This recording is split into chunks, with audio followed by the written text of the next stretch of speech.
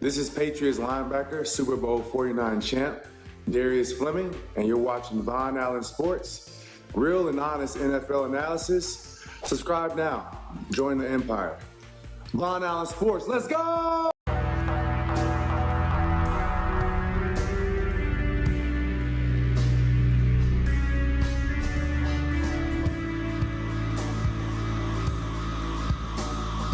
VonAllen Sports.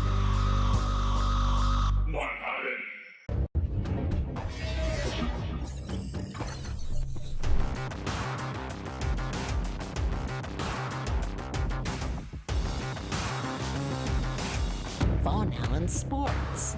This is the man with the most badass name in sports, the Pharaoh, the Egyptian god himself, Amon-Ra St. Brown.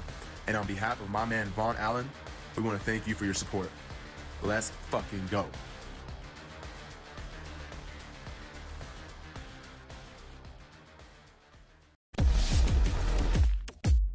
This is the man with the most badass name in sports, the Pharaoh, the Egyptian god himself, Amon-Ra St. Brown. And on behalf of my man VonAllen, we want to thank you for your support. Let's fucking go.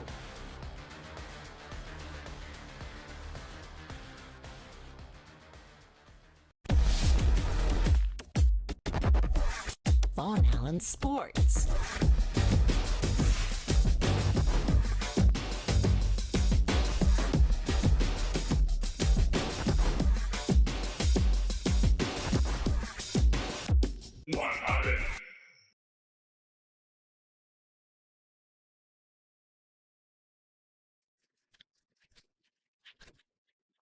What's up? What's up? What's up?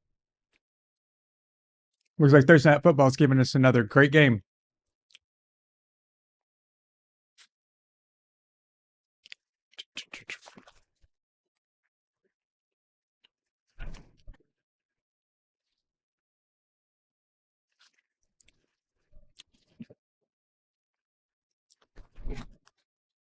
All right. I mean, historically, Thursday night's been pretty bad, you know.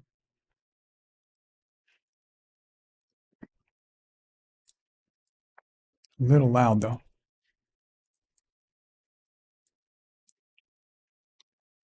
So how you guys doing? Been a long time, right? Just a few days. Seems like we're seeing a lot of each other now. Who's in the chat? Let's see. Not very many. Tyree, what's up, man? Another first down. Big play.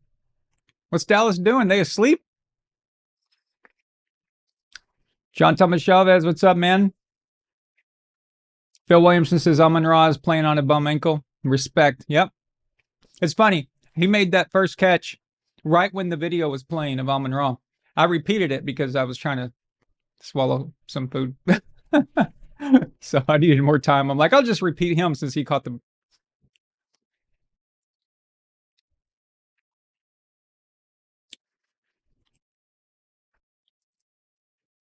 Okay. One more thing I got to do is got to line up the scoreboard with the image. There we go. Nice, right? Amazon's the only one that lets me do that without shutting off my screen. Let's go. All right. I'm excited for this game. Don't even worry about the records. Okay. Don't worry about 6-5-1 for the Dallas Cowboys, although they should be flogged and, you know, scourged at the end of the year for having a tie. But for tonight, we're going to just dismiss that.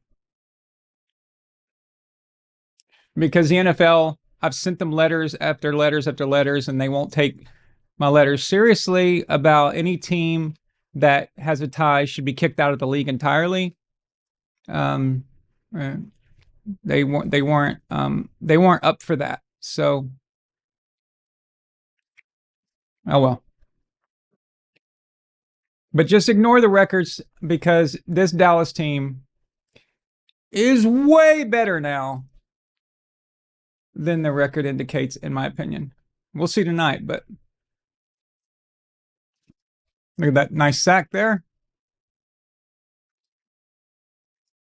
And I think Dallas can win this game. And I only say that because even if it is close, you know you're guaranteed some idiocy by Dan Campbell.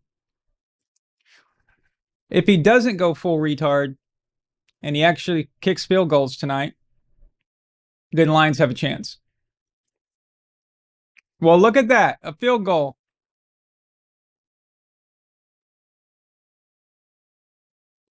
Already we have to give Dan Campbell credit. Look at that.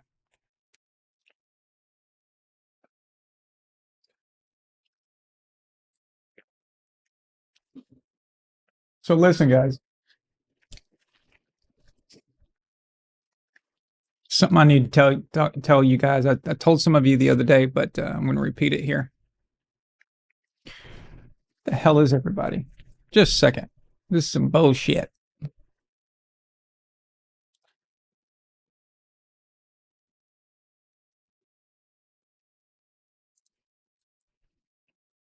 Dun dun dun dun dun. Dun dun dun dun dun dun. History. His story. History, his story.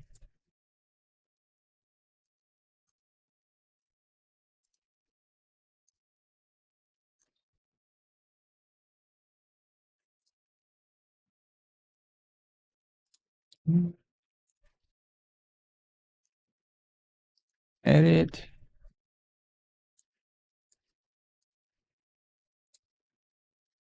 Playlist. Let's go.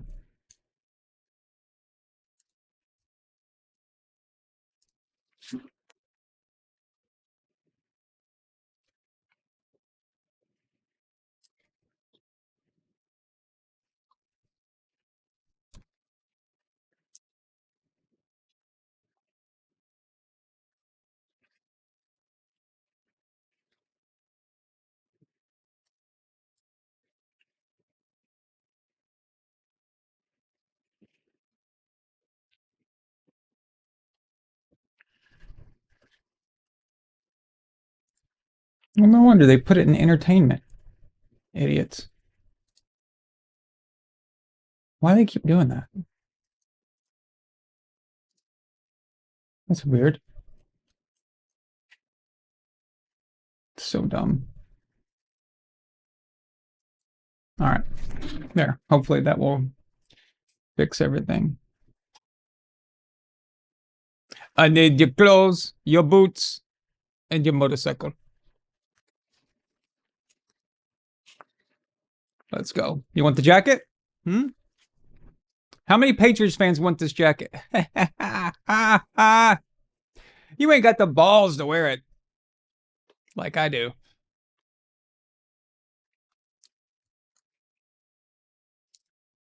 Who's the asshole who gave me a downvote?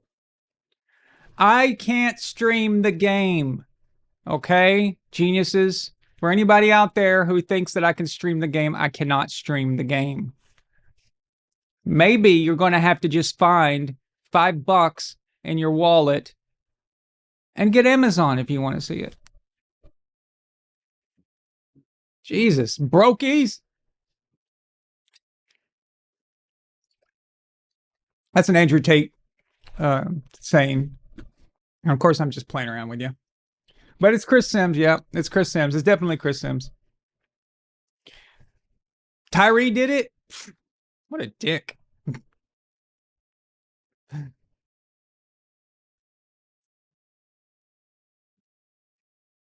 All right.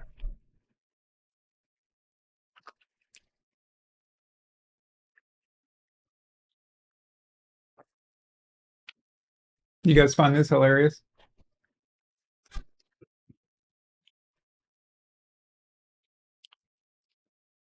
That's what's on in the background when I'm talking to you guys. This is Cleopatra, the first Cleopatra from like a long time ago.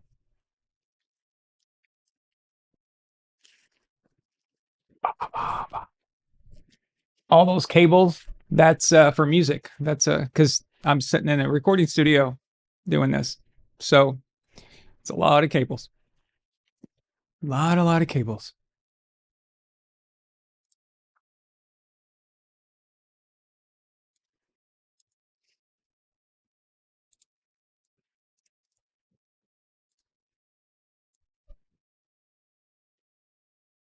Okay. I also want to give a shout out to my dad, who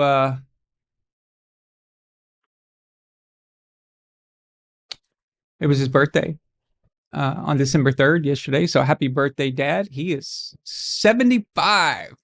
Big number. It's so funny because when I was in high school, I used to think my dad was an old man. And we always called him old man. I'd say, hey, old man. And he'd say, that's Mr. Old Man to you. It's like, oh, sorry, Mr. Old Man. Correction, Mr. Old Man. Because he wanted that. If you're going to call me an old man, I want the respect. So you're going to say Mr. I'm like, okay. I'm older now than my dad was. Okay. When I was saying that to him. Or I'm the same age. It depends on what year.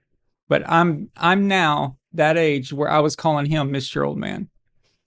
And now he's 75. It's weird. Weird. So weird. But I tell you, if you see him, you wouldn't believe he was 75. Other than his jokes.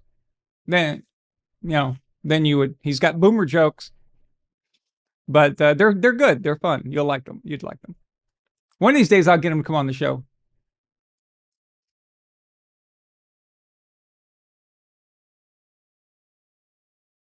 Detroit snuffed that out real good.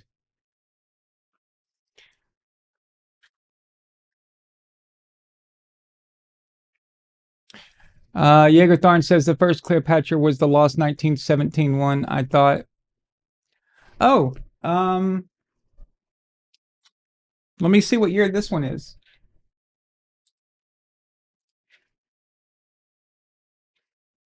I didn't know that there was a lost. Okay. Okay. Well, no, this is 1934. So this is not the first one.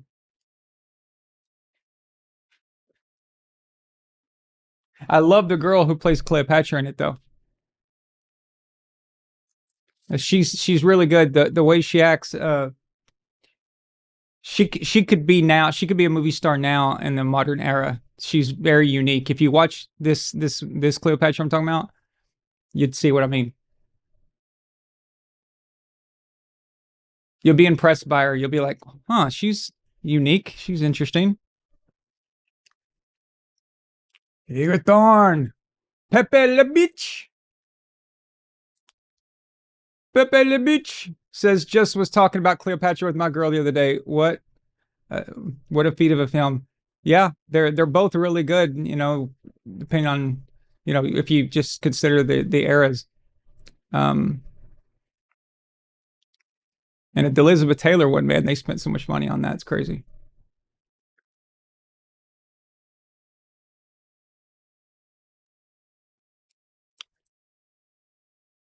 Thank you, Phil. Thank you, Tharn. Thank you, James Johnson. Alpha Courage, what's up, man? Lions about to show the Cowboys some Detroit violence. We'll find out. Maybe they threatened them. Maybe they told them, they're going to make them stay in Detroit if they beat them. So that's a big enough threat for anybody, isn't it? So Dak back to pass and throws it to his most wide open receivers, the Detroit Lions.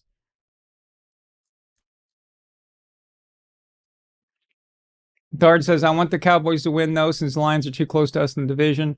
That's true. Darn is a Chicago fan, Chicago Bears fan, in case you guys were wondering. And the Lions are, of course, in the NFC North with them.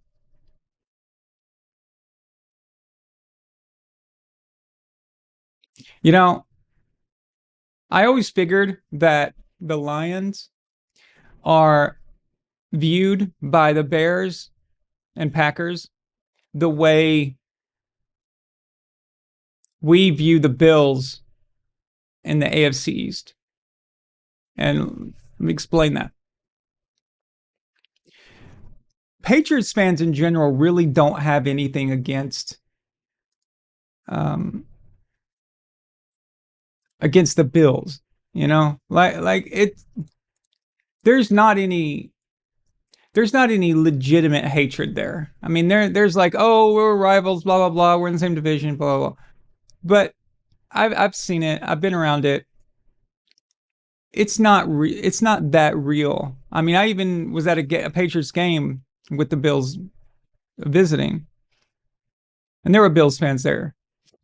It just wasn't that deep of a hatred or anything like that.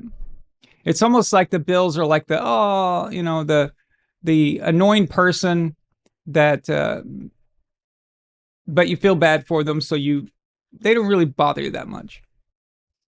I feel like the Lions are that for the NFC North. It's like, okay, they're in the division, but it's okay to see them play good. It's, good for them, I guess.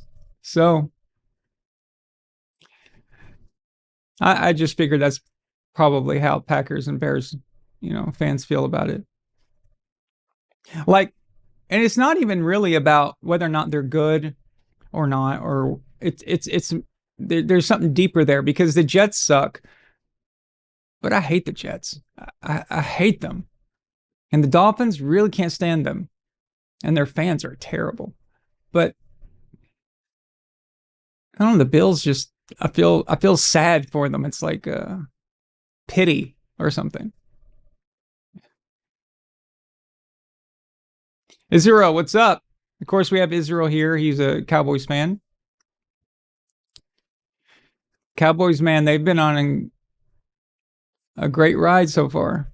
Let's see if they can keep it going. If they can beat the Chiefs, the Eagles, and then the Lions, that's pretty good. That's pretty good. That looks good for the future. Tharn says my assessment is mostly accurate. Thank you, sir. I just had that feeling because the Lions, it's like you're kind of happy for them. It's like, let them have their moment, because they suck so long. And you just feel bad,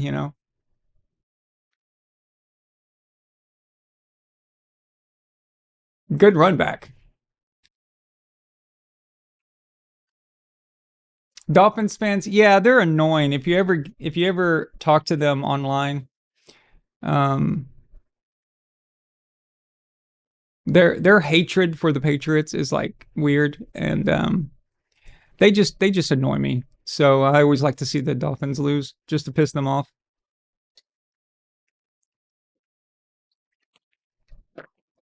And that 72 Dolphins team thing, that really gets on my nerves.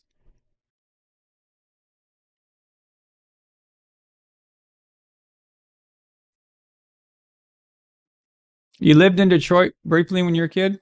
Interesting. My dad, who I just wished happy birthday to, was born in Detroit. Well,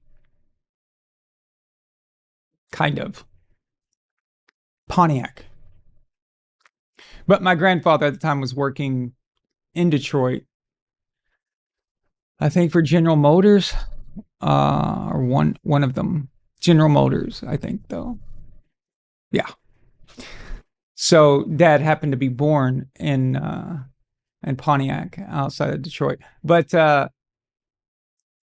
although he ended up growing up in St. Louis, so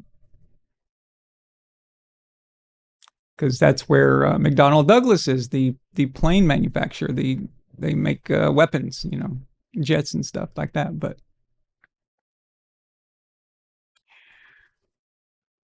Pontiac's about an hour outside. Okay. Yeah, I've never been there. I just knew it was nearby. I knew it was like kind of close. So maybe Grandpa and Grandma took my dad to be delivered in Pontiac because they didn't want him being born in Detroit. I don't know. Wish we could ask them. Maybe we could get them on here, and that would have been awesome to say, yeah, Detroit sucks. We didn't want our son being tainted with the birth certificate that said born in Detroit, Michigan.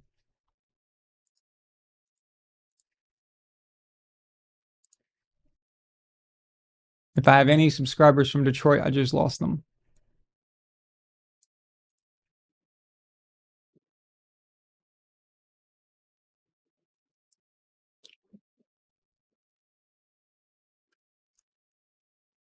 Now, I don't know if you guys noticed, but I have it on a slight delay.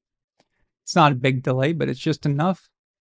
This is called Elf of Courage proof. At least I'm hoping so. Depends on how big that delay was or how early he was before. So, what's up, Miniman? What that?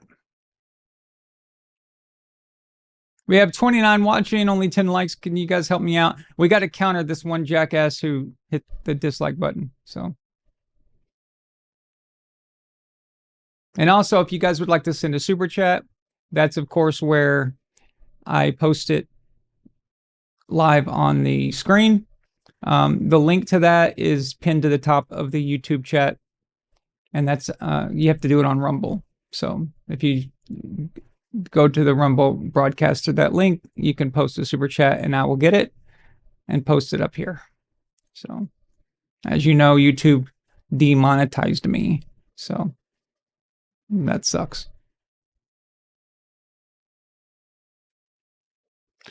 They saw we were doing good. They saw that things were working, channel was growing. That, you know, so they decided to stop that. That was awesome.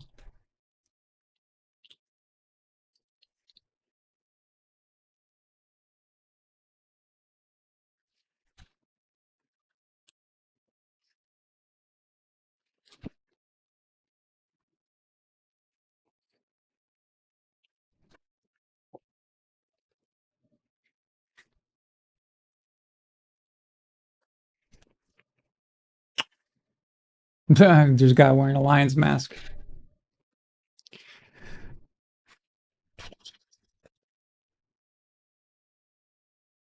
Dallas better be careful here.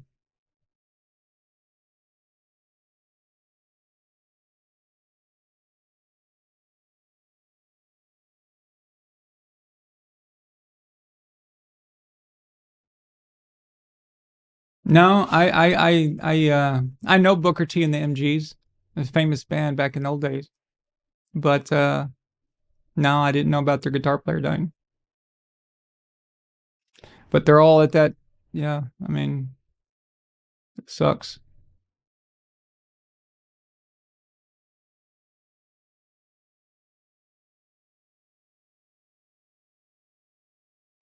Did they give me a reason when they do that? A vague one.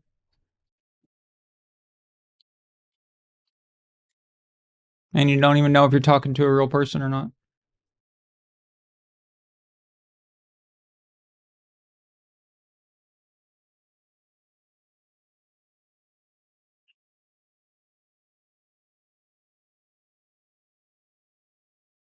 Okay. 3rd and 5.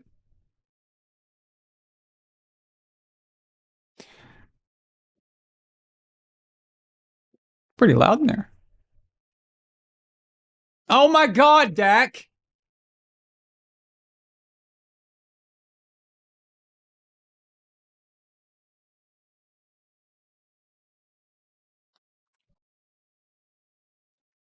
That's the one thing that you can't have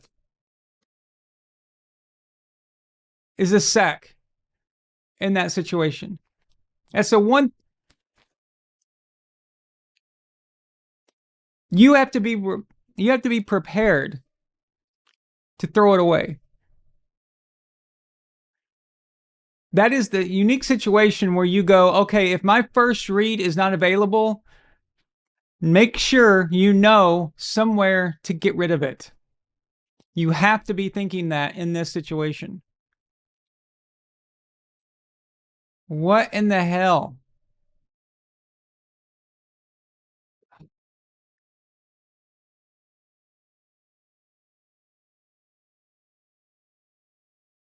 Damn.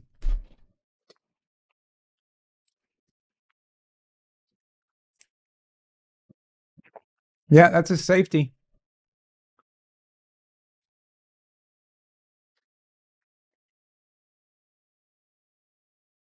Unbelievable. Guys, that's something you might see a rookie do, but not a veteran. Not a guy who's been around that long.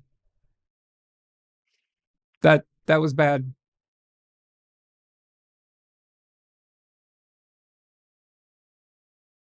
Every play is a situation. You have to put your mind into it.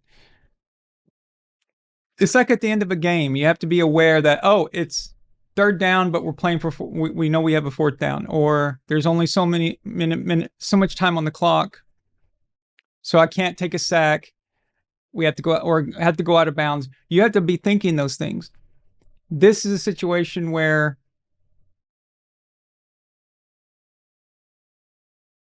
wait, what just happened?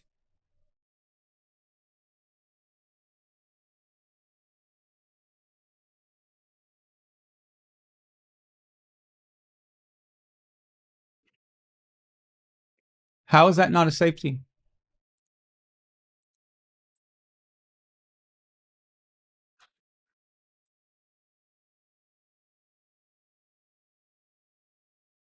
Okay, whatever. I just don't understand the NFL anymore. That looked like a safety to me. But anyway, you've got to be aware of these situations and know what you're doing there. Well, they got lucky here. I don't know what the hell the NFL was doing on that. Unless there's a replay they didn't show us.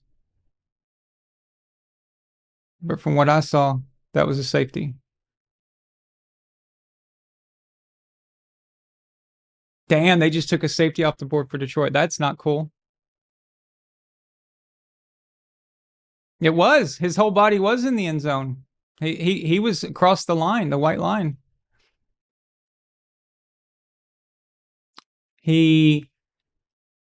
Yeah, Dak planted his foot backwards right when the moment of contact.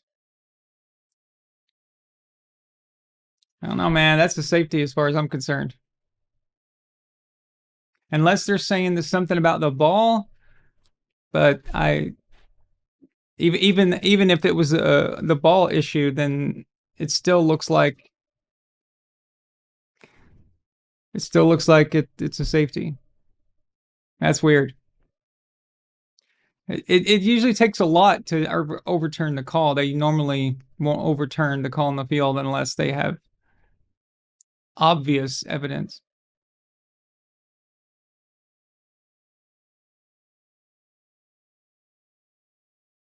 Interesting.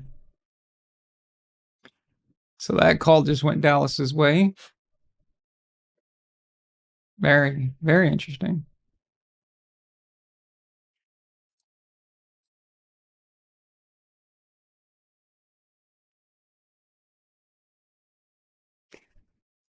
I missed the announcement. I was talking when the refs, talked about what was going on.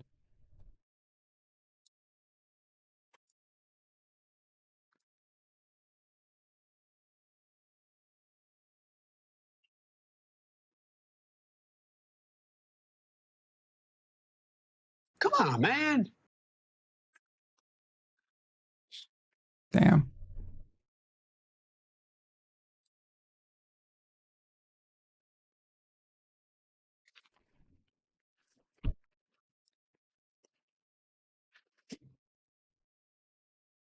You know what? I wonder if the refs on Twitter or X say anything about it.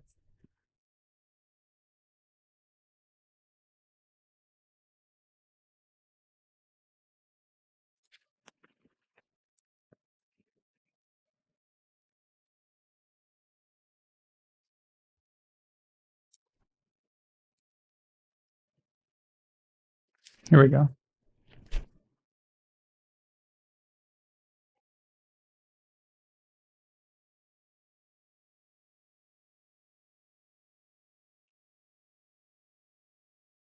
Oh, it's the ball.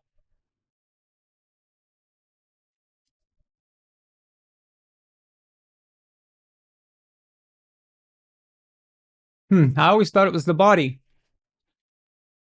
Unless that's a new rule. Or maybe I'm just wrong. That's possible too.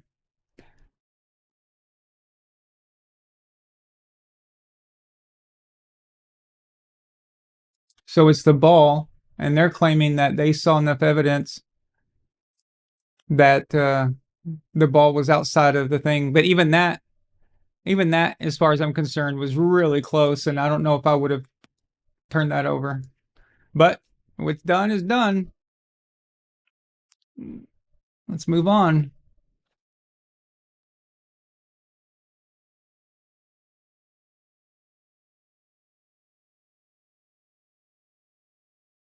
J-Rock 10, what's going on, man? Doing good. We're here. We're here waiting on you guys to click the like button.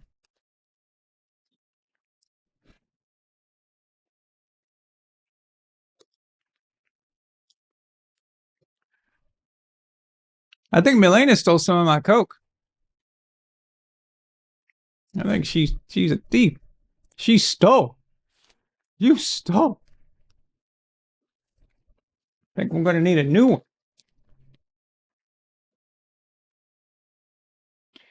Give me turkey pot pie, bitch. You guys know what movie that's from? J-Rock says, VonAllen, how about them Patriots? Let's go. That's why I was brave enough to wear this. See? It's just too cool of a jacket not to wear sometimes. And it's, it's silver, so it goes good with the teams that are playing tonight. But how about that? 11-2, everyone's like, the schedule. Yeah, but the schedule. They have the easiest schedule of the year, so they're not any good. Idiots. Oh, you're in the tunnel now? Not in the basement?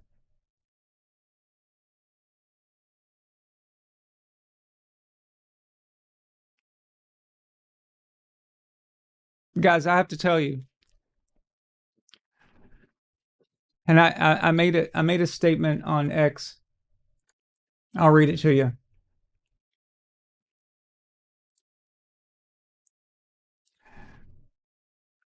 Here's the statement. Guys, I'm just not sure I have the temperament to educate a new group of moronic NFL fans. I thought that as a VAS community, we squashed all that, and every argument they made against Brady was basically stale now. Great play by Amon-Ra. Go, go, go, go, go, go, go. It's my favorite receiver in the league right there. I mean, after getting a 7th ring in a new conference, new everything, 2 rings at Mahomes' expenses, etc., what else is there? But in some absurd way, all the old BDS talking points have come roaring back, but out of the mouths of Generation Z. So they must be repeating what their dads are telling them. But I have to say, this group debates much worse than before, making it so stupid, I don't even have the energy to respond to most of it.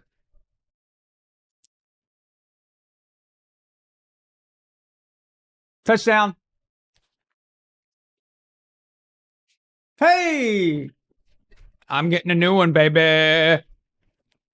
Put some hot sauce on my burrito, baby. You know you look good to me. Yeah. Woo. Yup.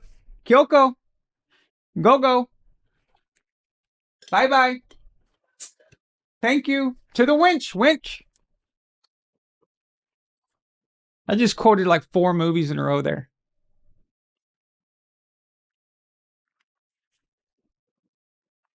I quoted Friday. Quoted The Breakfast Club. Quoted Ex Machina.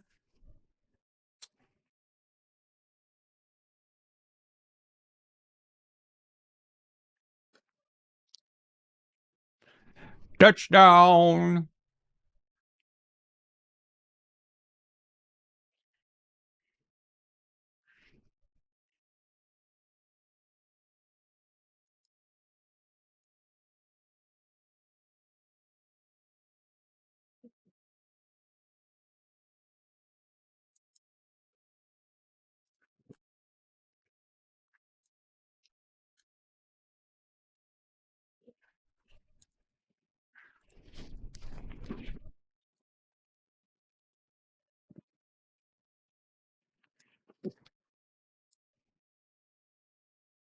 And extra point is good.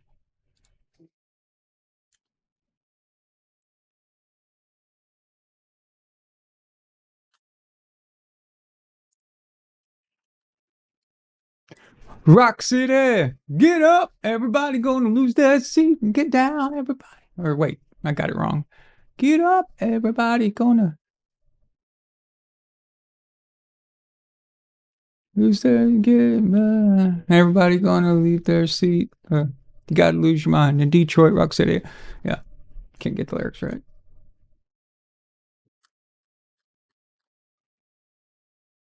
Yeah, so all the arguments now that have been debunked, all the Tom Brady, all the episodes of the Brady saga, all of them are back now.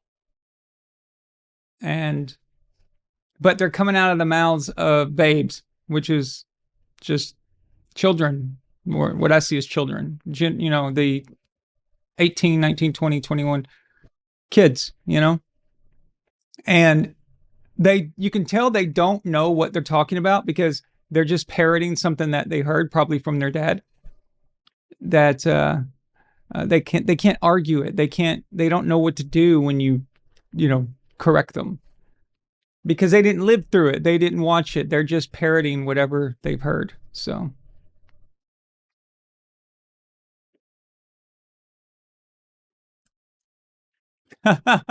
good one, Alpha Courage. Belichick has fanboys. Yes. And actually he does. He does, though. It's true.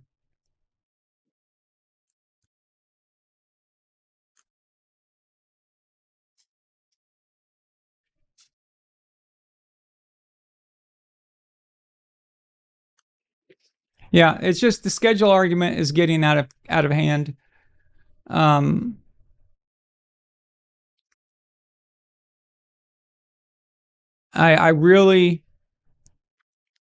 I just don't understand what is so difficult about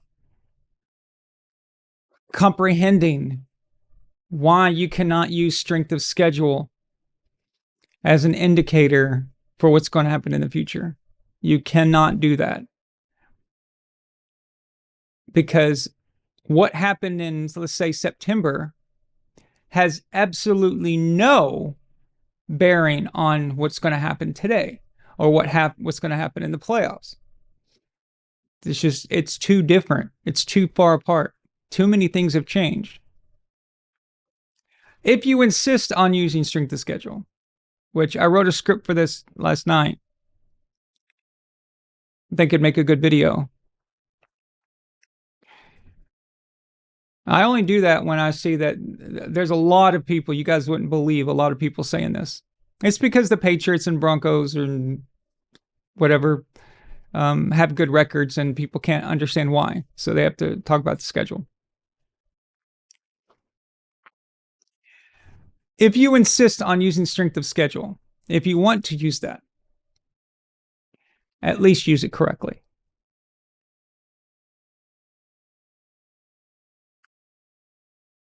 And this is how you do it.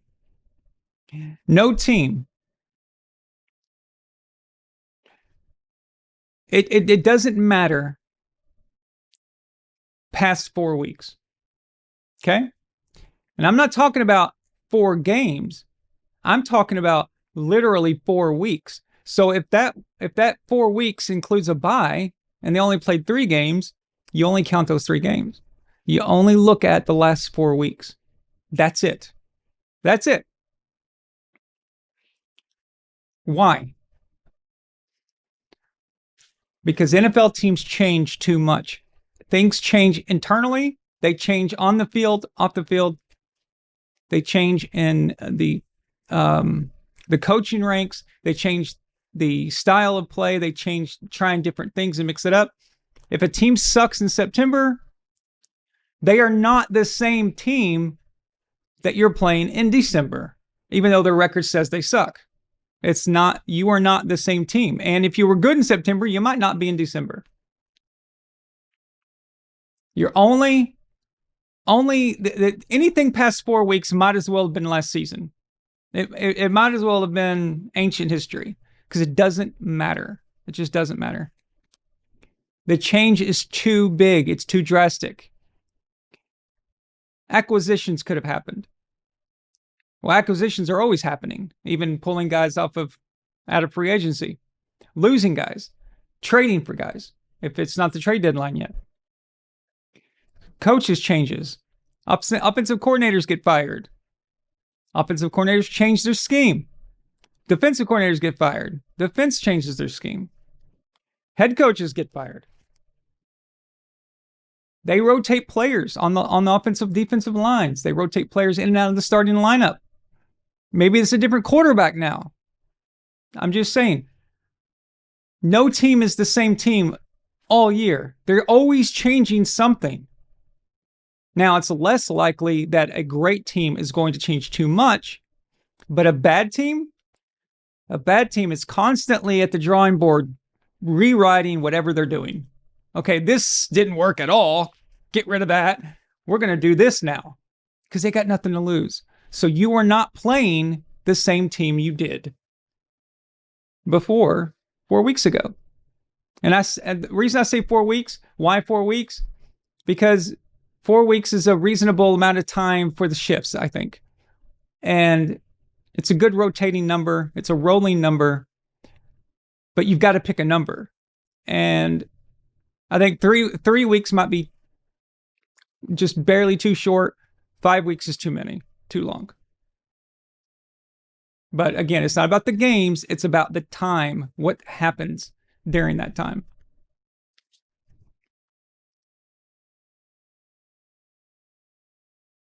And not only that, as the season goes on, you're getting beaten up, you're getting injured. A lot of injuries don't go reported.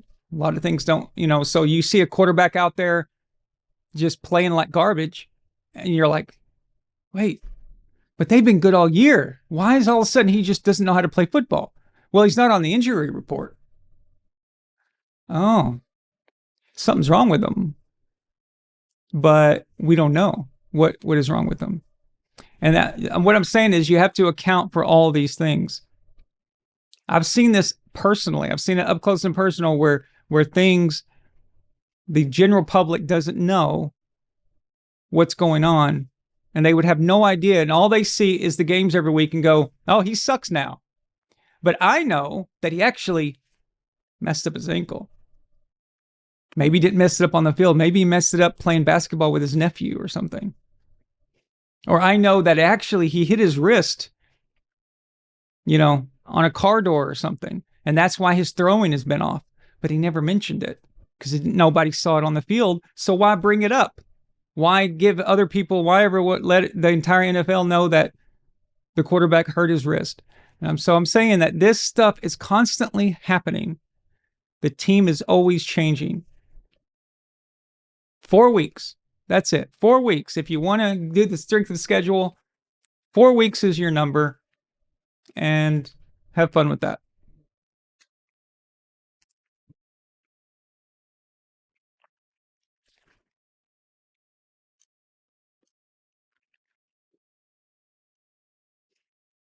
Cold Gin is your favorite Kiss song? My favorite is Black Diamond.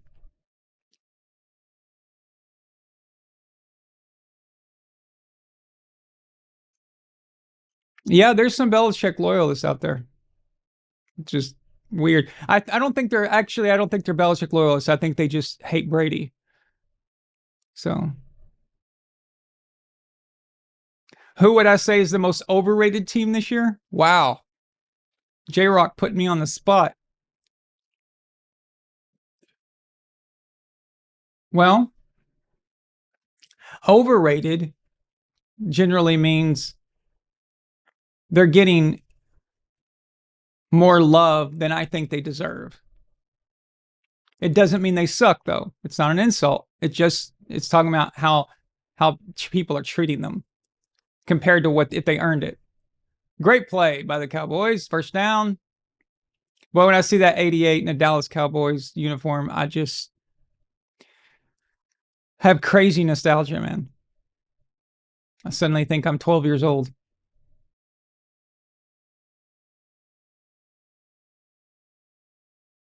But Dallas refused to retire jerseys, right? So I guess they'd run out of numbers, wouldn't they? That's what the Ring of Honor's for.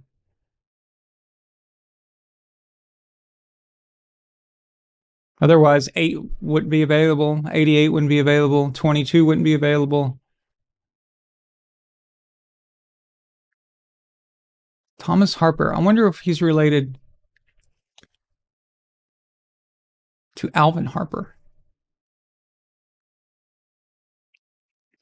Wonder if it could be his kid.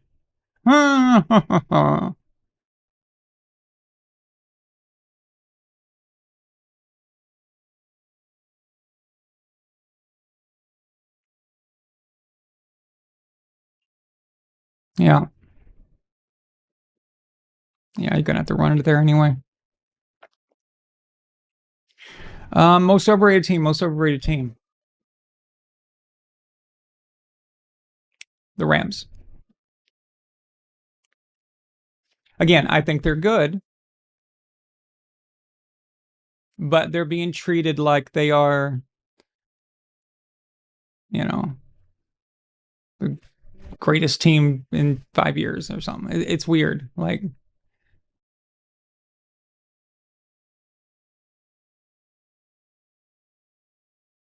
just to be fair to myself, I was telling Israel this. Israel can vouch for me. Weeks ago, I was saying that the Rams aren't exactly what everyone thinks. Matthew Stafford isn't that good. And then they go into Carolina and they lose because it started raining.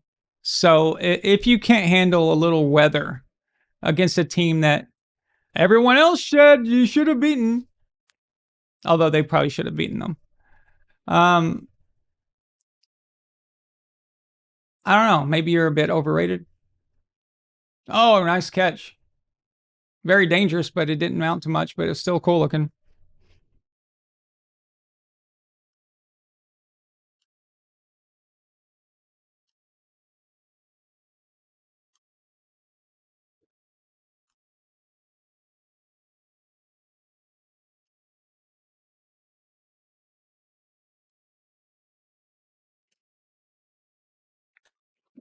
Here we go. 2nd and 3. Already in field goal range anyway, so. But we know Detroit's capable of scoring a lot of points, so. That's the kind of hard-hitting journalism you expect from me, right? I'm not a play-by-play guy. It's a weird job. It just feels silly doing it. It's like we're all watching the game. It's obvious what's going on.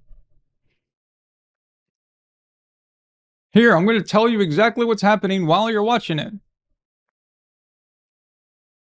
That's Dak, number 4. He's the quarterback of the Dallas Cowboys. He's walking back to the huddle. The huddle is when all the guys get together and they talk about what play they're going to run. You see that guy? That's a binky hanging out of his mouth. That's what they give babies, and give them pacifiers when they're teething. That's what that guy was wearing. 1st and 10, that means that's the first chance out of 4 they get to go 10 yards. Yards is 3 feet. And you just threw it to the end zone. The end zone is that blue area with the logo. If you get there, you get points.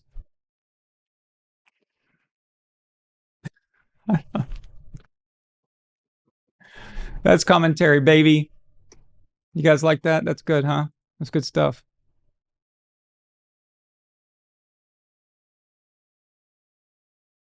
Never try to do something that isn't your forte. You just end up looking like a dumbass.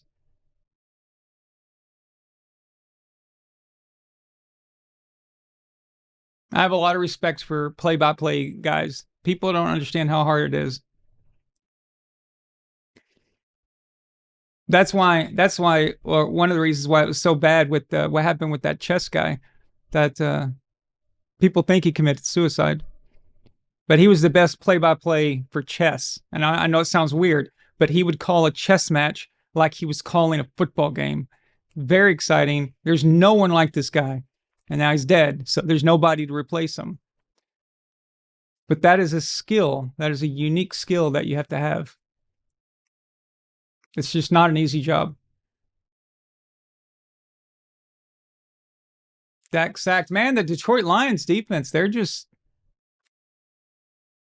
coming. We got a game. But yeah, color commentary is easy as hell. But especially if you're a former player. If you're a former player and you got that perspective, and if you're a quarterback, you should be amazing at it. If the station lets you be yourself. And he made it. Phew, that was close. J-Rock says, thank you for telling me about Sid Luckman. Right? He's the man, right? Sid Luckman is amazing. You're welcome. I'm glad you enjoyed watching him. Okay, let me catch up with you guys here. Elva Courage says, then they should gripe to the league about a weak schedule. The Patriots didn't make their schedule. Of course, the schedule's on a rotating system. Only 2 are determined by other factors, like if you suck. And there's nothing you can do about it. J-Rock says, Bengals would easily be in contention if our defense wasn't terrible. That's the one thing that pisses me off about the Bengals is that they should be good. They just should be good. But something has to happen. Okay, now I don't know how you feel, J-Rock, as a Bengals fan, but about what I'm about to say. But something, the 49ers and Bengals should be investigated. Not investigated like in a meeting, like finding them or something. I just mean curiosity investigation to find out why they have so many injuries. There's something wrong. There's just something wrong. It's got to be the doctors, the training staff, the nutritionists. Something's wrong there. The way the coaches are using them in practice. But those 2 teams have more injuries than I've ever seen in my life, and it's just it's constant. All teams have injuries, but not like those 2 teams. Ace, what's up, man? Says, hey, VonAllen, I haven't watched your channel in a while. Well, come on, man. Why not? Thanks for being here, buddy. Appreciate it. Phil Williamson says, true, but personally, I'm tempering expectations because of the soft schedule. If they route the Bills and Ravens, I might be convinced. Well, see, that's the thing. Well, they lost to the Raiders in week 1, you know? And so what that tells you is nothing. It tells you nothing. Week 1, well, it would look like, oh, the Patriots suck and the Raiders maybe they're serious this year. You know, they got Tom Brady in the office now, so maybe the Raiders got it figured out. And that's what people were thinking. The truth is that Tom Brady knew the Patriots system and told the Raiders what to do. That's what really happened. But strength of schedule says that the Raiders won week 1, you know. So it's a bit chaotic.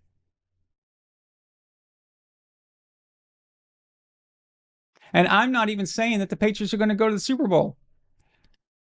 I'm saying that it has no bearing on predicting the future. You can't go, oh, because of this team's going to lose to this team, or because of that past, they're going to beat this team. It doesn't work like that. If for some reason you just threw the crappy Raiders, just as a joke, you threw them in the playoffs with their horrible record, or the Titans, and you just gave them a free playoff berth for some reason. They go in there and they win the wild card game. What then? You know, like, okay. And you know that's capable of happening. That's possible.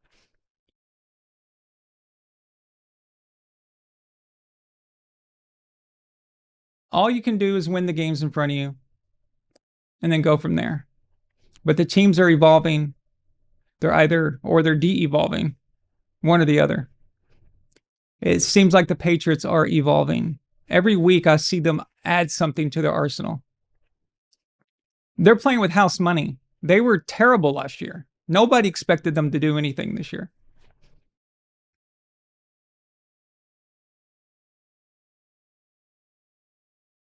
But this disrespect for teams just because of their schedule or what is perceived as their schedule.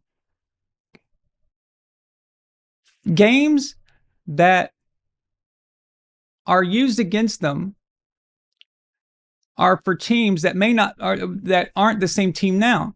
So what was but because of the long schedule over time, it still looks bad. So it still looks like they're a bad team, like the Panthers, for example.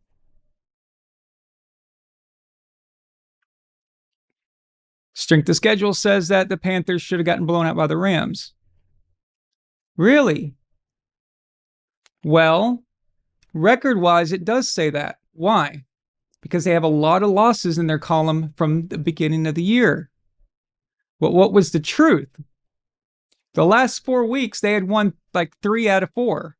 Something close to that. So they've been hot lately. Their quarterback's been playing well. And nobody factored that in. They just looked at the games from September.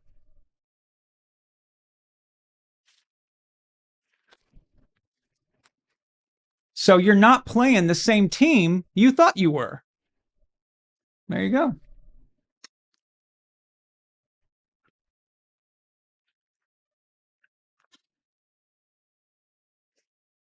Well, that was offsides.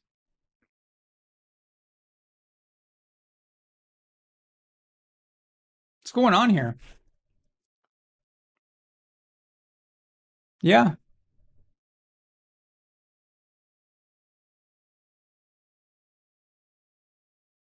That was weird.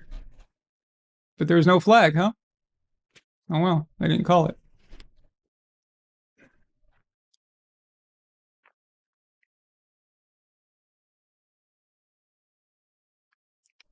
Did they just punt it? Israel? Did Dan Campbell just finally learn?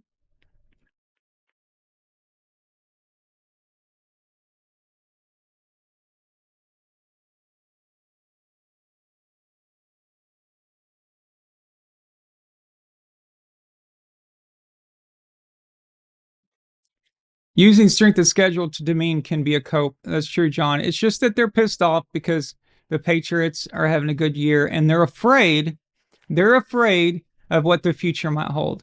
They're afraid that this could be the beginning of another run.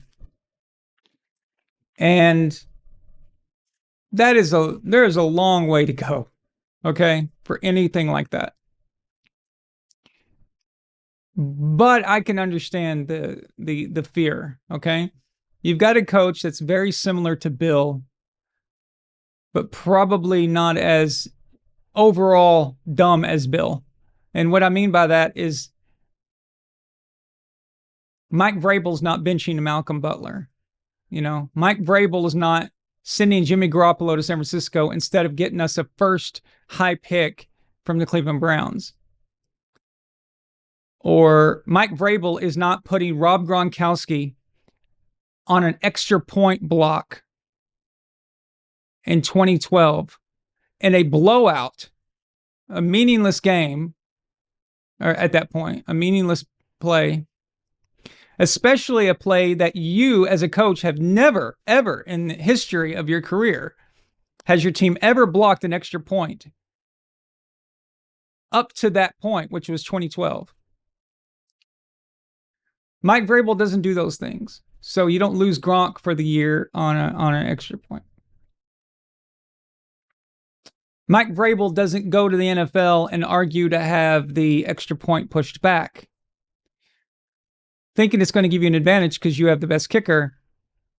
And then that kicker ends up missing an extra point because of the new rule you wanted. And then we lose the AFC Championship game to the Broncos. Mike Vrabel won't push out the greatest quarterback to ever live, at least in my opinion. Maybe he does. Maybe on that one he does. Who knows? But the other stuff, I don't think so. So that's what they're afraid of. They're afraid of another Belichick. and they see that Drake may be a franchise quarterback. So they're scared. They're worried. They're concerned.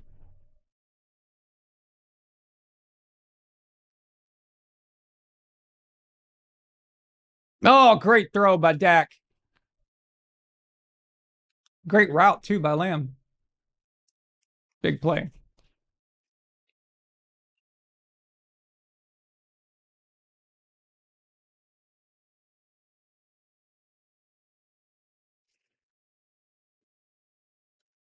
Michael Irving said Lamb can wear 88.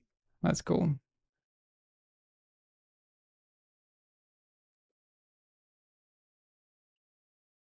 Do I think the Cowboys have franchise tag George Pickens? I think they better do something. What the hell? That was a backwards pass, dude.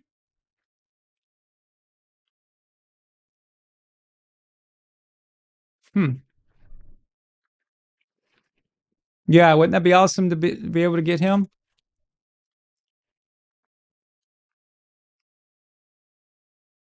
Yeah, that's a fumble recovered by the Cowboys.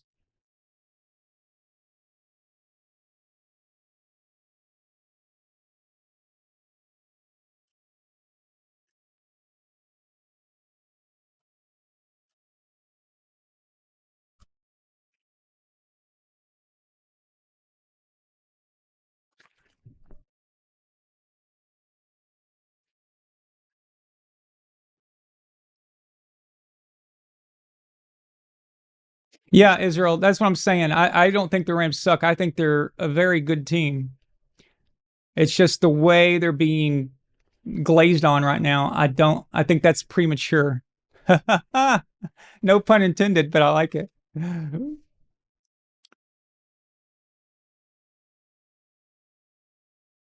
Israel says, hot take, Aaron. The Cowboys uniforms are absolutely the best ones. I don't think that's a hot take. I think, I think most people agree. I don't think anybody would say that the Dallas Cowboys doesn't have the best, one of the best uniforms in the league. At the very least, most people would say that. They look great.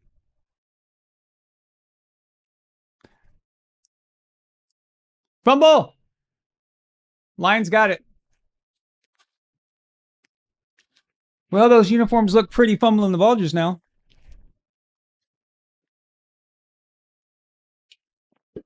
Yeah, if you see the Cowboys in person, you'll really be impressed by it. The uniforms just look so good. But I do, but I don't like the ones they wear on Thanksgiving with the big star on this. I can't stand those. And the helmet, when they change the helmet, and it's a white with the regular star with no shading or anything.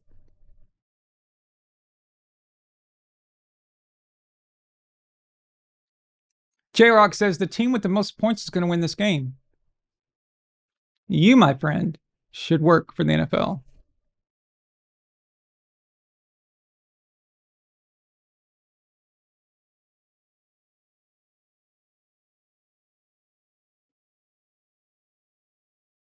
Yeah, Bill Belichick loyalists, they'll cherry pick Bill's Giants ace. I don't know. He's a coordinator. Does that really? That's Bill Parcells' team, But okay. I mean, all I know is that nobody ever, in any argument ever, has mentioned a coach's Super Bowl rings as an assistant until Brady Belichick argument. I've never, ever heard someone bring that up.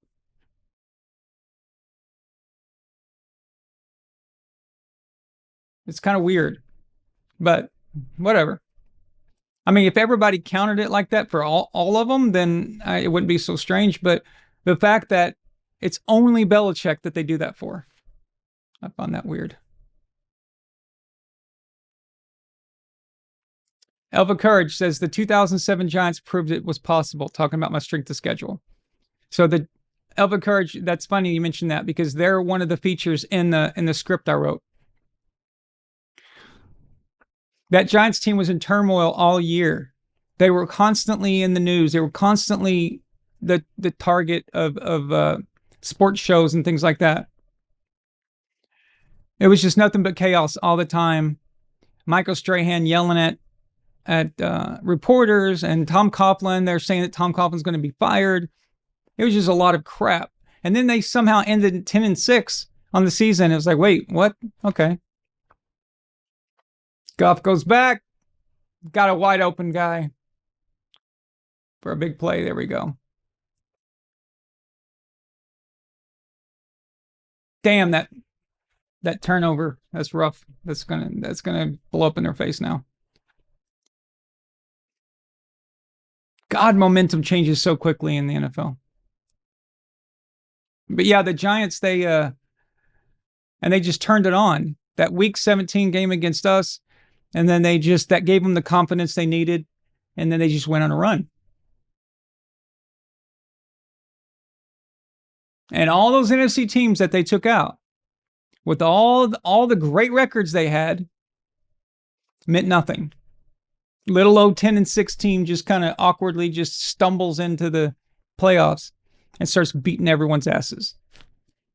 Yeah. Well, where did that strength of schedule go?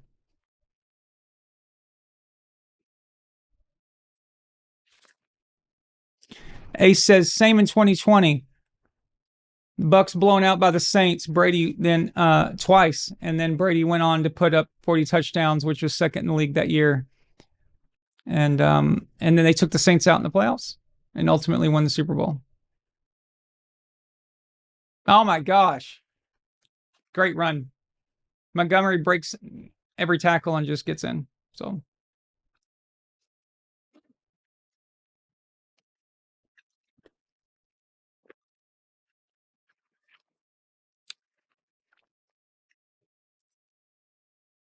turnovers, man. Turnovers. They just change momentum, especially when you're on the road. You can't be doing that.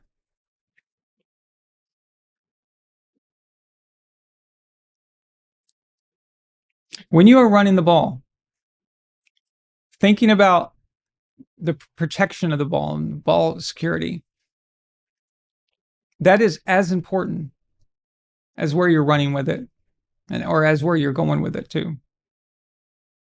Like where you're planning on trying to find a.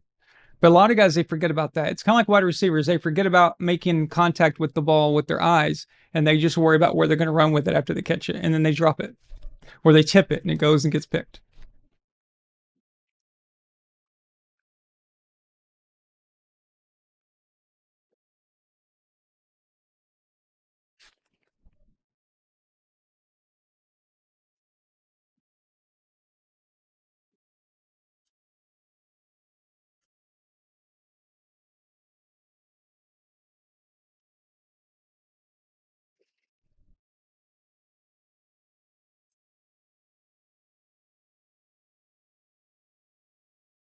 John Thomas Chavez asks, is it just me, or has some Bronco fans recently been a bit whiny about the Pats? Yeah, they've been. I noticed that they suddenly started attacking the Patriots. Very odd. That's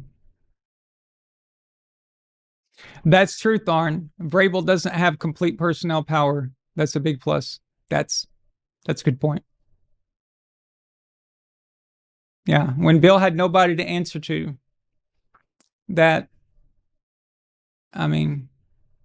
where your ego, takes over.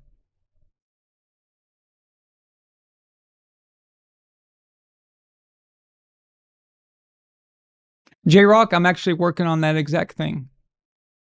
So, great minds think alike.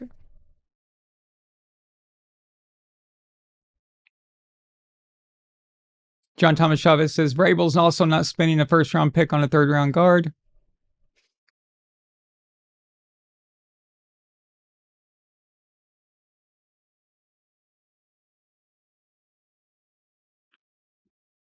Wow, Minuteman likes the Bucks uniform the most. Interesting.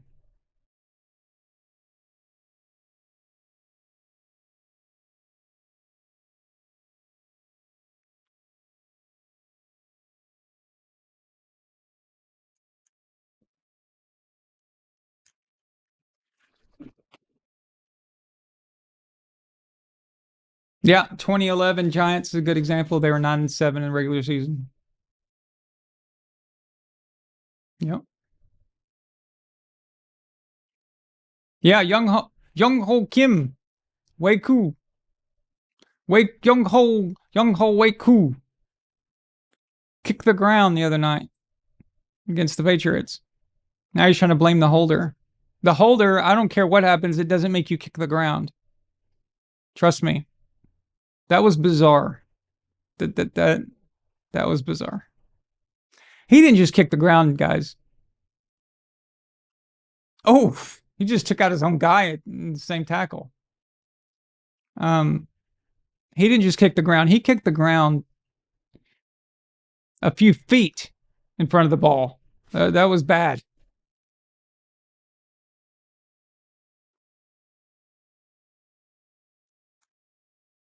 Tharn says Koo's kicking the ground is a new butt fumble. It's pretty bad.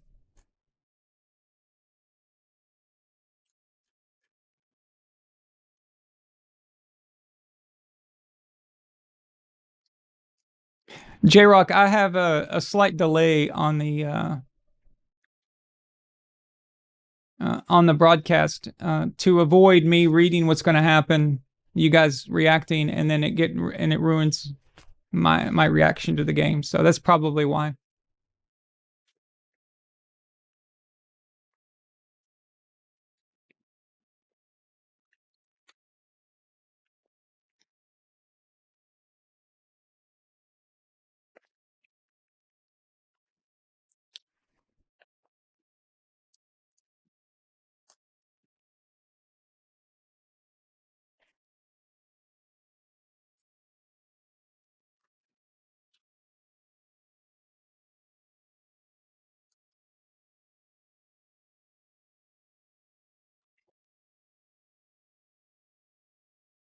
First down and more.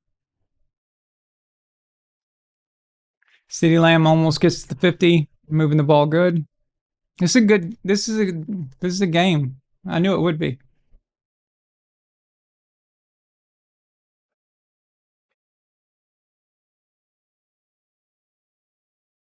Boy, if a guy misses a tackle like that on the Pats, they'd be back in the old days.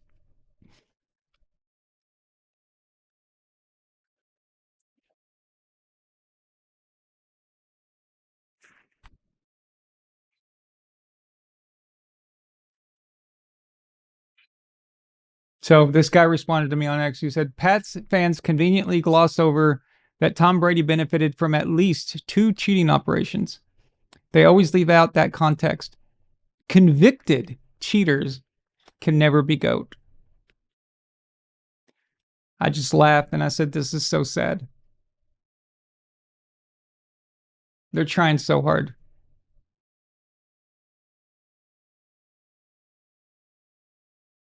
That goes deep. Oh, pass interference though. You can't hold on. You can't pull like that. Don't act confused, dude. You did it.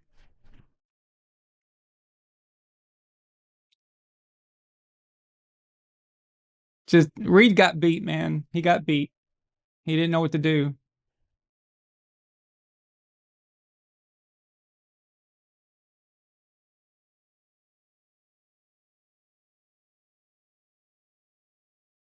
But Dallas also committed a penalty, so it's offsetting penalties. Woo! Detroit got lucky on that one.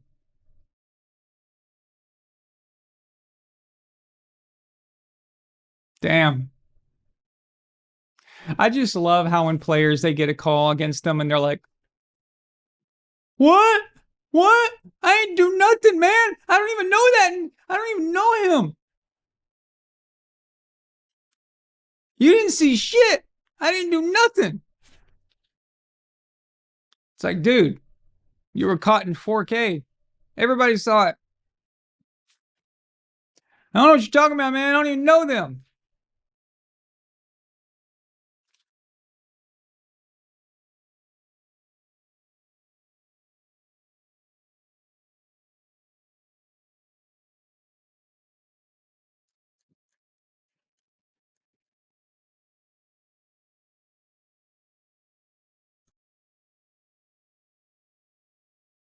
The only reason Spygate was punished the way it was is because the entire league cried like a bunch of bitches.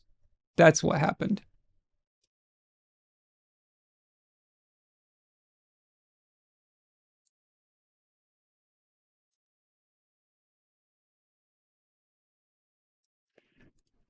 The Patriots technically were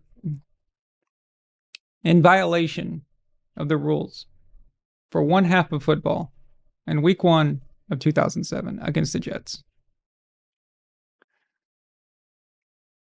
Before that, it was not against the rules.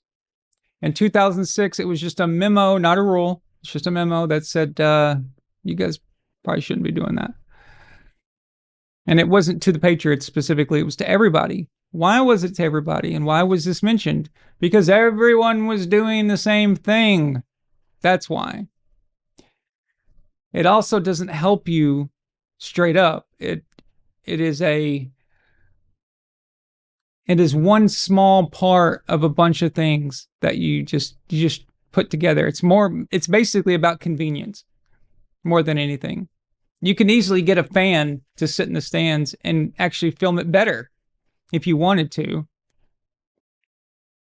But what you do is you film it with a guy in complete uniform with proper credentials. So it's like, hey, we're doing it.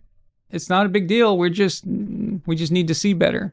So again, it's retarded. It's stupid. It has nothing to do with anything. And Spygate doesn't even need to be spoken about. I mean, Deflategate doesn't even need to be spoken about. That's the dumbest shit that's ever been conceived in the history of the NFL scandals. That is the dumbest, the most pathetic thing I've ever heard. And it all came from John Harbaugh because he got mad about the formation, the eligible man situation in the divisional game. And then after that, Tom Brady was asked about it, saying that John was saying that they were cheating or whatever. And Tom smarted off and said, well, maybe John needs to know the rule book. John took that personally. He said, all right, fine. I'll get that, Tom Brady, if it's the last thing I do. So he's aware, as everyone is aware, about every quarterback because they know how the balls are done. They know that Tom prefers his footballs on the lower end, as where some players like Ben Roethlisberger or Aaron Rodgers prefer theirs above the limit, above the legal limit.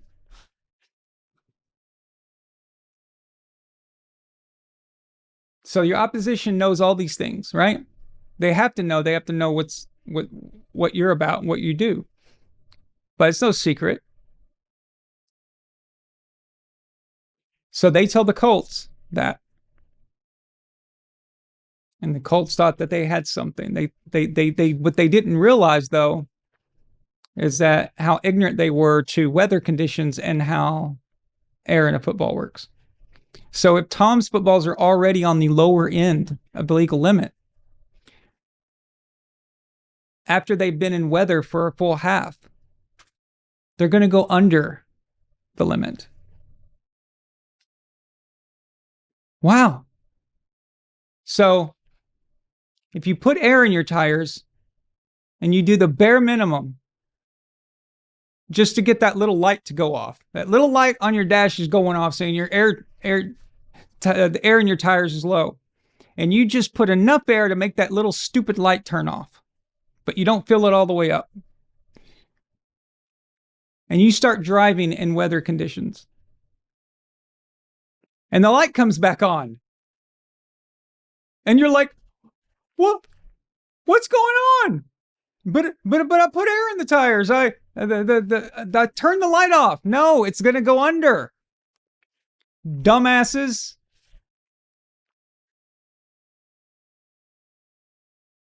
We learned this shit in science class when we were children.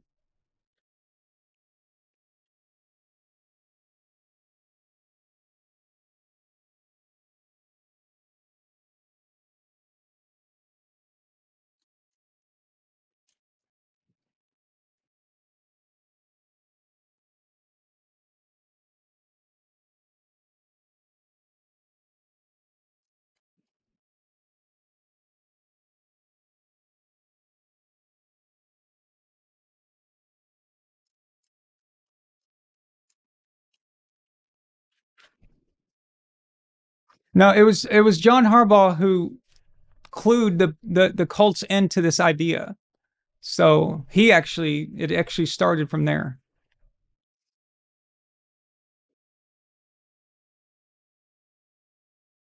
All because he's a little bitch. He got outsmarted in that game and he couldn't handle it.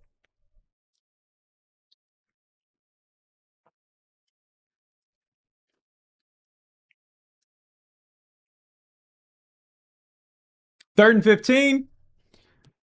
Ball on the 51. Well, technically the 49. Depends on your perspective, right? That's the glass is half full, half empty kind of thing, right? If you're the Cowboys, you call it the 51. We're on we're farther, closer.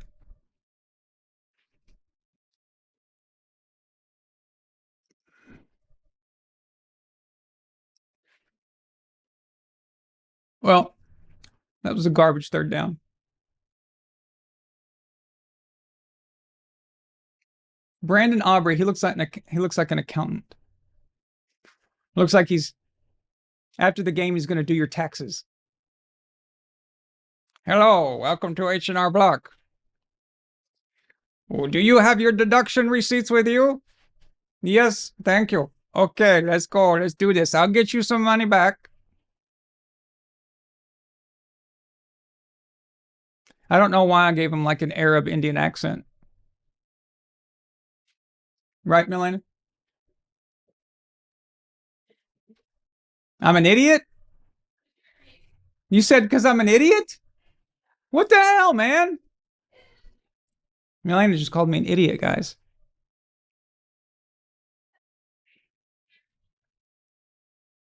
Not cool. Not cool. I'm devastated. It's a Bulgarian joke. What's a Bulgarian joke? Say, oh, being an idiot. So it's like I'm being goofy. I know. Yeah, that's kind of. Yeah, they know. Oh, We know. but yeah, I'm from India. From the basement, she came out for air. She had to get my soda, remember? Israel says, hey, Aaron, Aubrey was a soccer player, and he's got the best leg in the league. Is soccer still gay now? Yes. Yes, it is. Soccer is for women. Let me tell you something, dude. Growing up in Arkansas, soccer was for girls. You're insulting several continents here. I don't care if I'm insulting several continents. It's dirt ball, okay? Just because it was popular in your communist Bulgaria doesn't mean I have to like it. Yeah, you guys also played, your men also played volleyball. It's a girl sport. Oh my God. Volleyball is a girl sport. So is soccer. Everyone knows that. Back to the basement, Minuteman says. Back, woman, back. The power of Christ compels you. Go away. Kyoko, go. Working in my tunnel. Go, Kyoko, go. Okay. Back to the communist basement.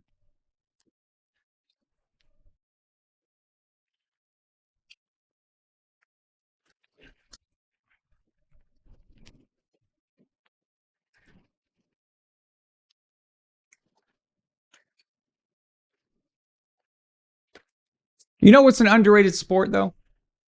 Badminton. That's a fun game, dude. Another big play by Detroit. Looks like he almost fumbled the ball, but I think he's already down.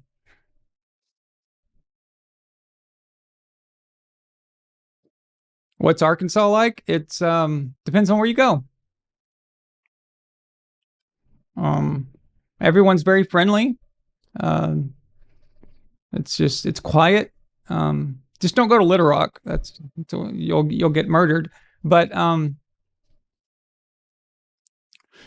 there's a lot of cool nature stuff to do there.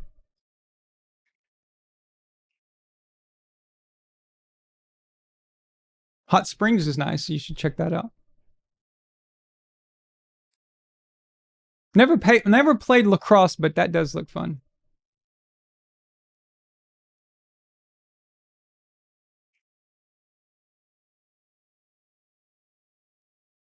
Well, Israel, it sounds like that you've got a defender. I have Milena in here, chirping at me about how soccer is not a girl sport. She said, I offended all kinds of continents and countries. Do you know why soccer is the most popular sport in the world? Because all you need is a ball. Okay? So a bunch of dirt people can play it. Oh, make it like a oh, throw the soccer ball. Throw the ball. Kick the ball. Kick. Set up some trash cans for a goal. Kick. That's why it's the most popular. It's not because it's good. It's not because it's the best. It's because it's cheap. You just need a ball. All the other sports, you need equipment, you need this, you need that. But with the soccer, you can just get a ball and just kick the damn thing against the wall if you want to. That's why. That's why. That's it. That's all.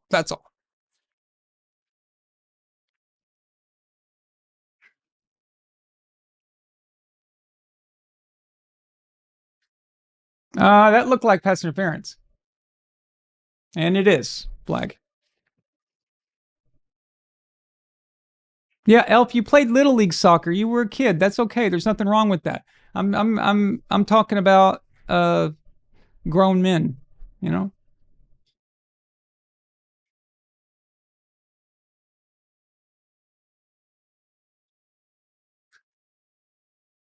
And of course, I'm being a total ass right now. So I do it just to mess with Israel. It's the same way I insult every Quentin Tarantino movie. I know it works.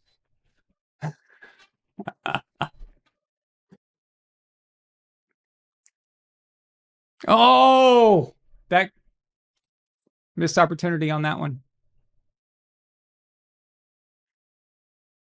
Tennis? What about tennis? Tennis, you're out there on your own, dude.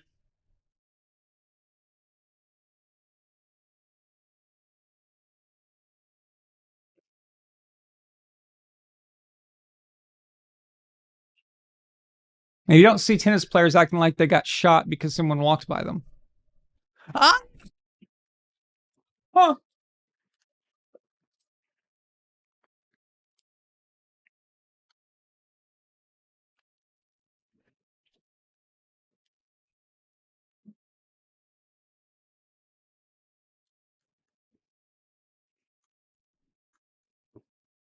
No, actually, soccer takes a lot of stamina.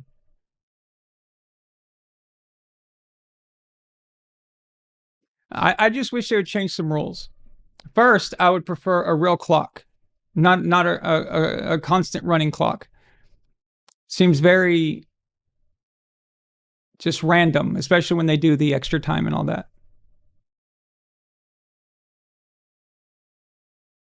The kick is good.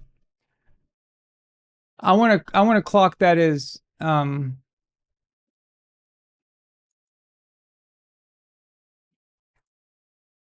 that is exact, that we know this is how much time, this is how much playing time there was. So that always bothered me. I also think the field is too big. So I think we need to shrink it and maybe remove a player.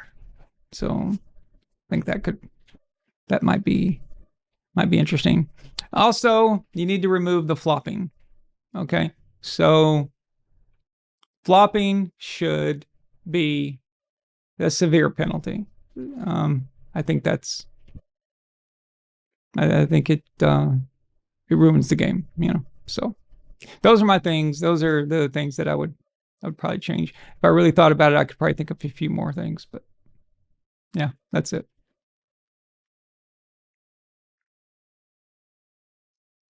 Dodgeball was fun. I remember playing that in PE class. If you can dodge a wrench, you can dodge a ball. Ooh.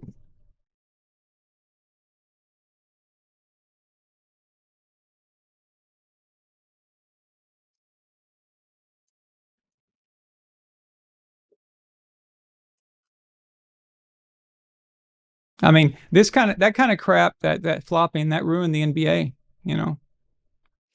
Do I like the Olympics? Oh yeah, I love the Olympics.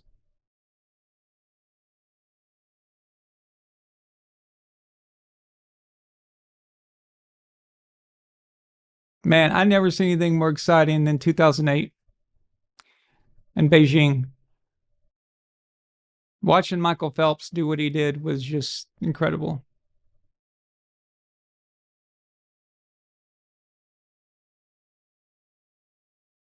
Yeah, sprinting's good too.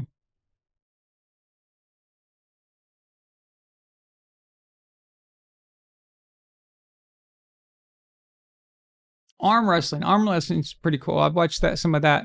I watched some of that on YouTube, the professional arm wrestling. Can't remember the guy's name, but there's this one guy, he's like the GOAT, you know, he just dominates everybody. I think he's Canadian or something.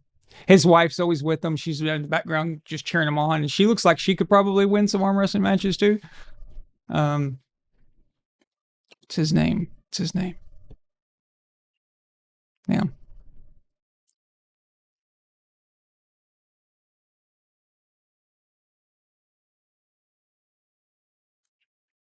That's funny. Yeah, we put a lot of ads in our football, but well, football is rugby. Football is derived from rugby. A little bit of soccer maybe, but so if you take this is how you create football. You take soccer, you take rugby, and you take a chessboard. You take the game of chess. And you put those three things in a bottle and you shake it up, and then you put some advertisements over it from Budweiser and shit. And then you've got the NFL. There you go. Devin Larratt. That's right. Devin Larratt. Thank you. That's his name. Yeah.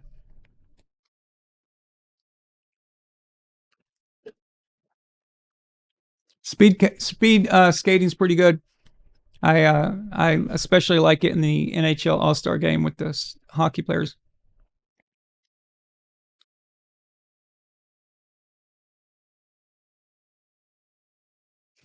You know what would be funny to watch?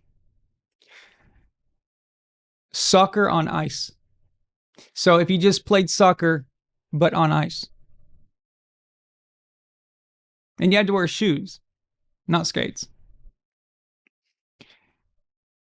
I'm talking just for pure, just comedy. I want you to picture all the soccer players playing soccer on ice. That would be amazing. We have a super chat. Finally, beginning to think this Rumble thing didn't work. Let's go. Yay. Yay. Let's see what we got here. Alpha Courage. Confession. She says a $2 super chat. Alpha Courage says, confession. I only played goalie in soccer because I was never a fast runner. Well, there's nothing wrong with that. Being a goalie is the only manly part of playing soccer. So if you're a male and you're gonna be forced to play a girl's sport, you at least want to play the position that is the most manly, and that would be the goalie. So kudos to you. The second manliest position would probably be the referee. The third manliest position would probably be the cheerleader. Do they have cheerleaders? If they had cheerleaders, then that's probably the third manliest. And then the fourth manliest would probably be just a regular soccer player who runs around. So that's probably the order, I'd say. Something like that. That sounds legit, right? Right, Israel? Right, Milena?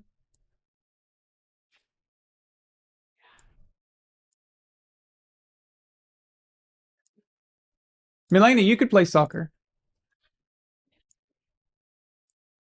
Actually, you might be too manly for those soccer players. You might kick their asses.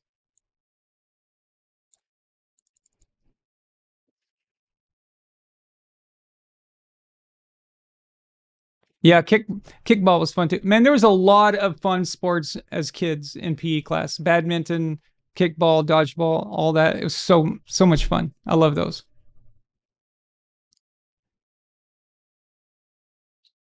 What's up, Ramses? You want up here, buddy? Come on. You want up here? You want on the show? I can't have a show. All right.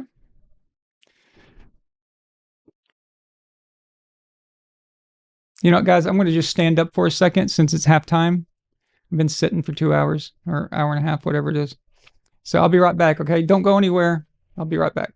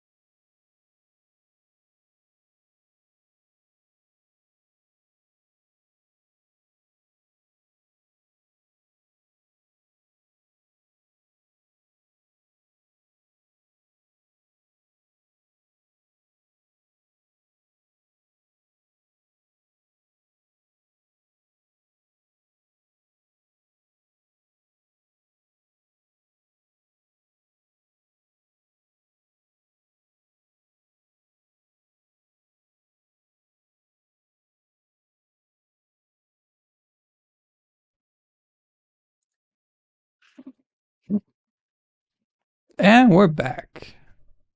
Thank you so much, Open Courage, for that super chat. I appreciate it, buddy. Smear the queer.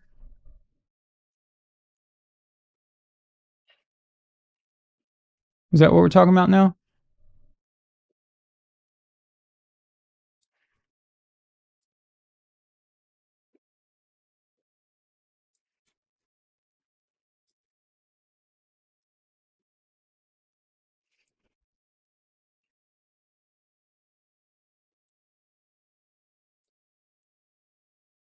Oh, don't want to cover up mom's face. Okay. Hello, mom. Moogie.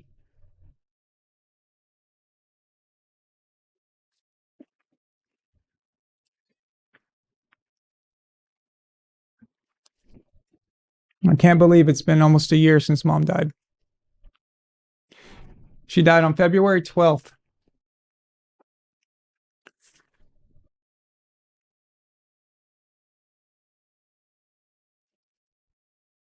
Oh, Crossbearer 25. Sorry, buddy. I didn't see you. You said hi on Rumble. What's going on?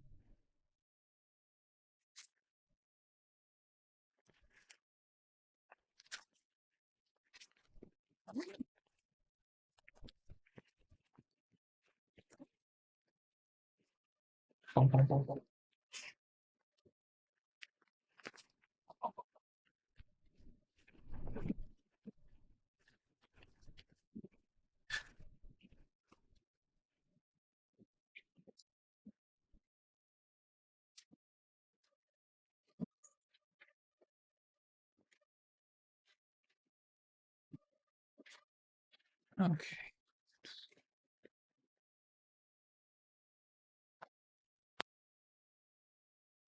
Tetherball. Tetherball. That sounds familiar. Who's that? That sounds familiar to me.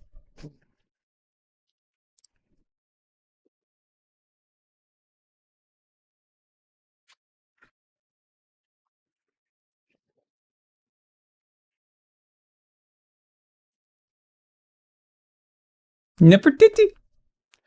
Nefertiti says hi on Rumble. Nefertiti.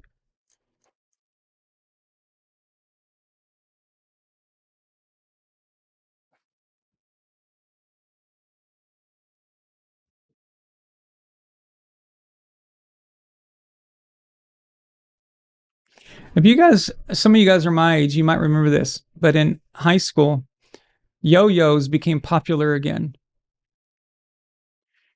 And I remember it annoying the crap out of me. I just wanted to take their yo-yos and just wrap it around and just choke them to death with it. Just every idiot was just walking around going,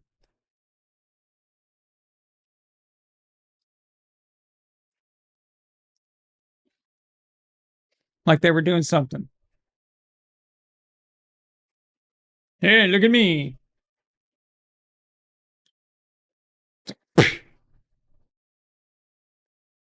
Fun to play with, annoying to have someone play with them around you. That's weird, right? So for you, it's fun. They're great fun. But to be around them,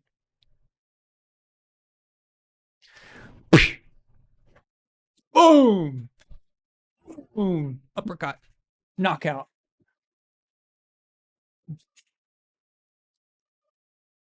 Oh yeah, and hacky sacks. Oh, I remember those got popular. LeBron sucks. LeBron could play soccer. That'd be perfect sport for him. Just flopping around everywhere. He does that already. All right, I don't disrespect soccer that much. Sorry. No, LeBron could not play soccer.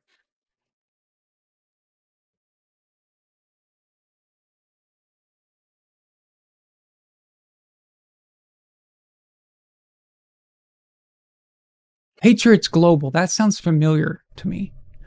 What is that? Patriots Global. Patriots Global. That sounds really familiar. Is that a YouTube channel?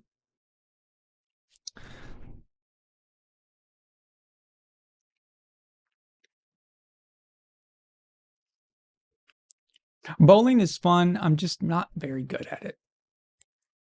Elena's good at bowling. She beats me.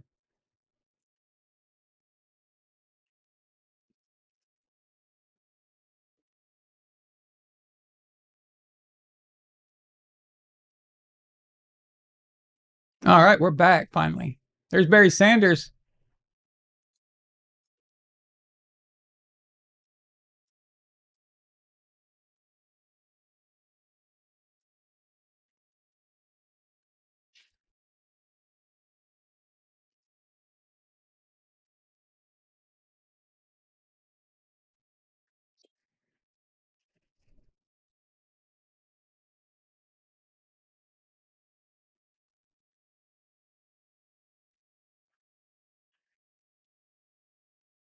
Yeah, I pissed off somebody. Pissed off somebody at Google with my Montana stuff. Google's, located in Northern California, so I'm sure I pissed off a 49ers fan. So they just stopped my channel. Just boop.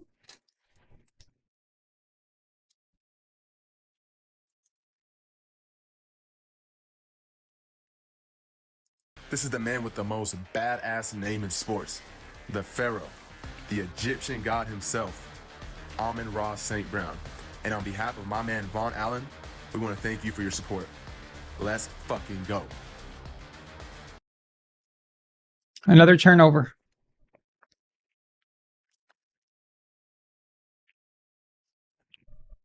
What's going on, Israel? What's going on? Talk to me. Did I hurt your feelings about soccer? Did you leave? You watching this?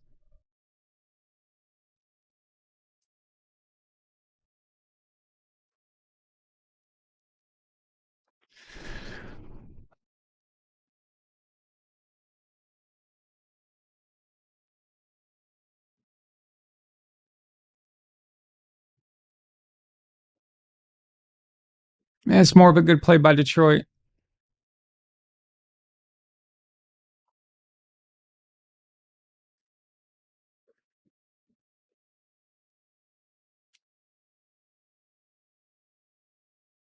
Damn. This is not good.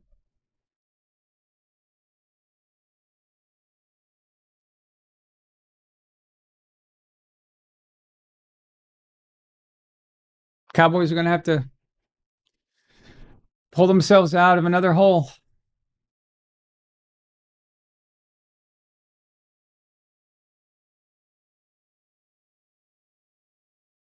Yeah. He touched it. The Lions players, the one who caused it.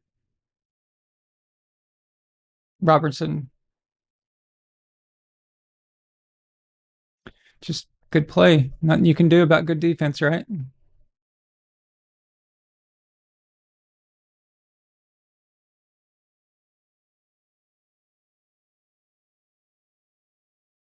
Touchdown.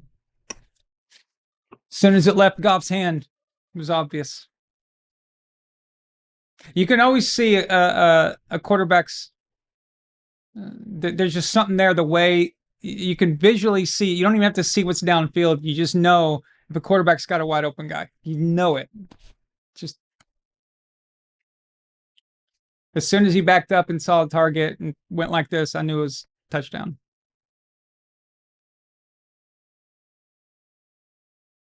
When you're so sure, you just go back, throw that baby, perfect form.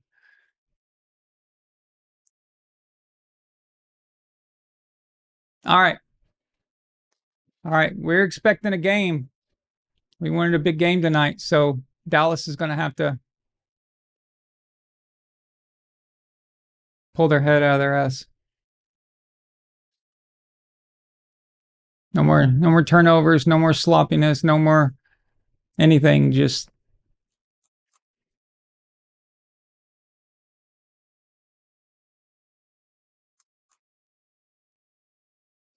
yeah. Tyree, if the Patriots hang on just a second. If the Patriots are this good in a turnaround year, we are building something here. We never thought we would be here this year. We were already expecting, okay, this is going to be, a process. Like it always is. You got to be reasonable. But this has been amazing. We couldn't have ever asked for more. I mean, this is an amazing thing. So I'm happy to see it. And I'm happy we're back. And there's a reason to be doing these shows, and there's a reason to be excited,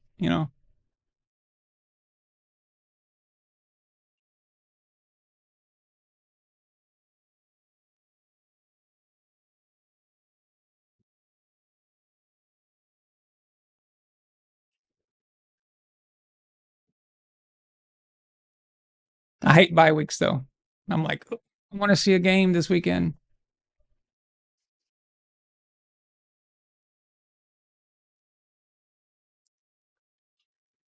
You expected 8 wins the most? Yeah. Well, already killed that number, right? Only thing is we have a lot of games left. And everyone's talking about MVP, who's MVP and who's this and who's going to be the number 1 seed. All that is so up for grabs right now. Oh, great catch. Kind of a dangerous throw, but that was a great catch. If Reed had come in, I think it was Reed. If he had come in and cut that route off a little bit, just slightly, that would have been a pick.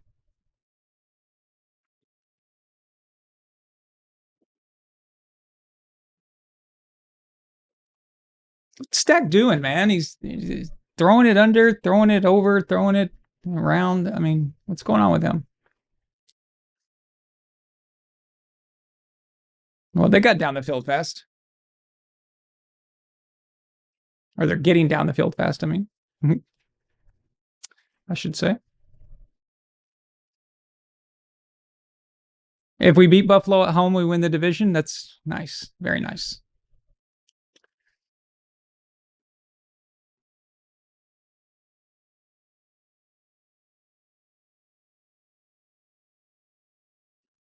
What is that?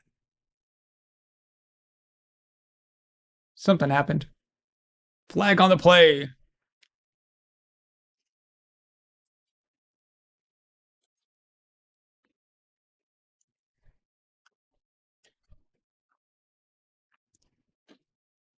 Another penalty on Detroit.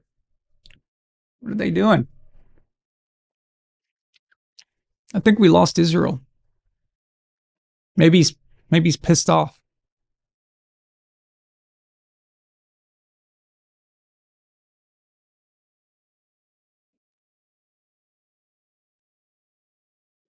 J-Rock, that's a good question. I'm not sure. I'll have to look it up. What is with these throws?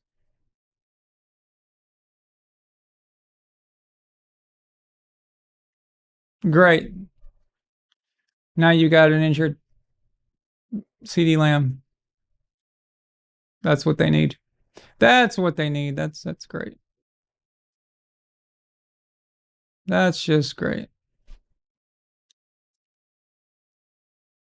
Oh, we have another super chat. Hell yeah.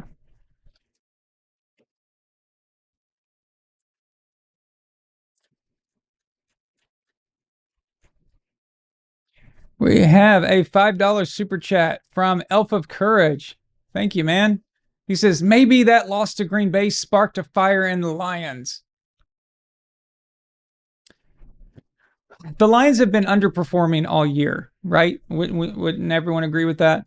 I mean, they've been a bit sluggish for what we've seen and what we know they're capable of, basically. So, not surprising. But I mean, not surprising that they're playing well. They should have been playing well this whole time.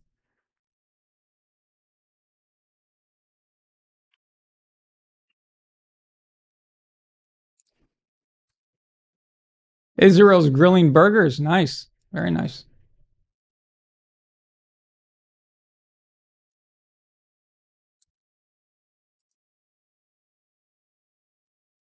I thought maybe you went and picked up your soccer ball. You're mad at me. Don't be mad at me. All right, 3rd and 5. This is a 4th down territory, maybe? Nah, we'll kick it. You kick it, I think.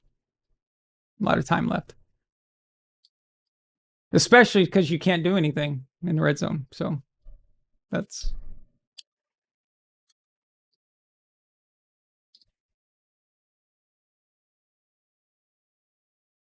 You kick it.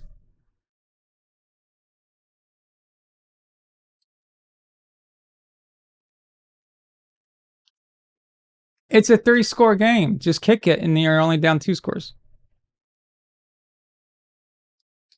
You only need 1 2-point conversion.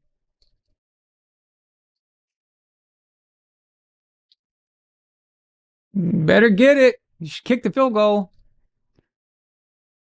He got it. He got it. He fumbled it. God, to be a Cowboys fan's got to be just infuriating.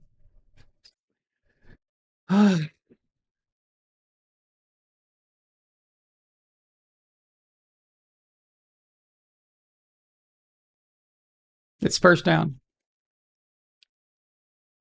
For the record, you kick it in that situation.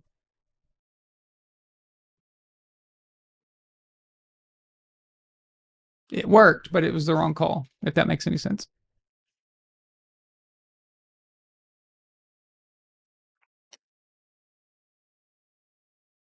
They're really going to wish they kick it if they have a turnover here.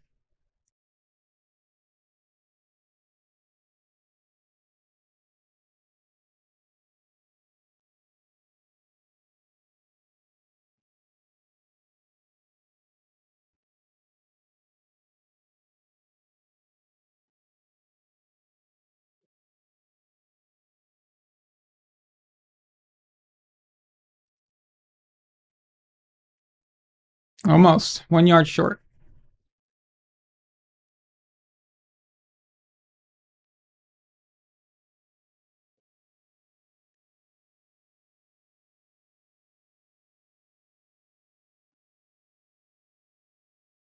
Lamb's going to be fine. Maybe he was just doing a little bit of acting there.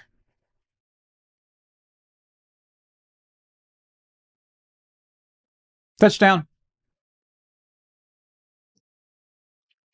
There we go. We got a game.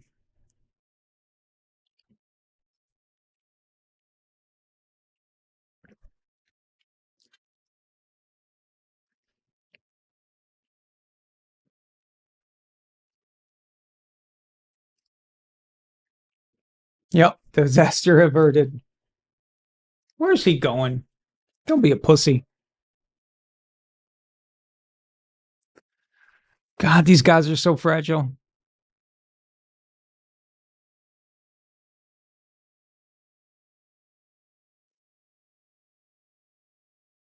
"20 years ago, back in my day, if you saw a player walking off the field,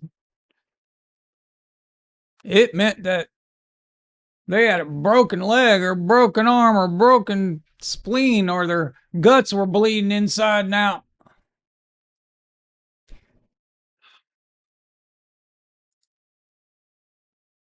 But now,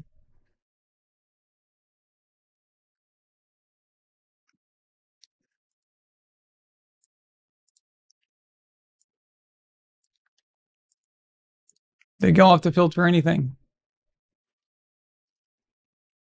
What the hell's going on here? Oh no, not good. This is not good.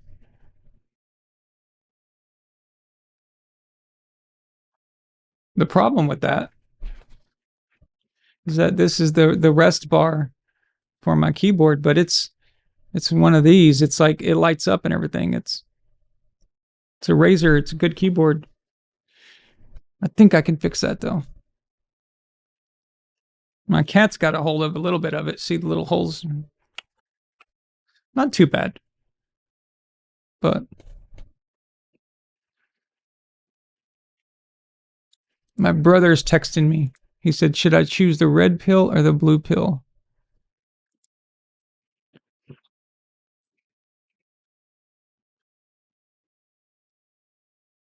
Red pill or blue pill? Red. Red. Definitely red. When the choice is between red and blue, you always pick red. Some of you will get that meaning.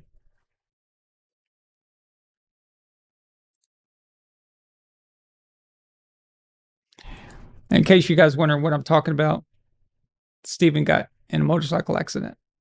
He's fine. He's okay. I mean, he banged himself up pretty bad, but he for what it was, he's okay. But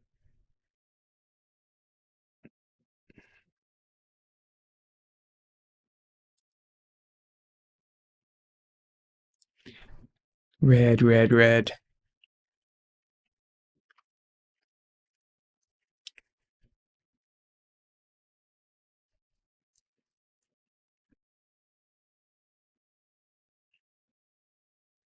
Yeah, I mean, I was talking about the Matrix, but I was actually talking about something else too.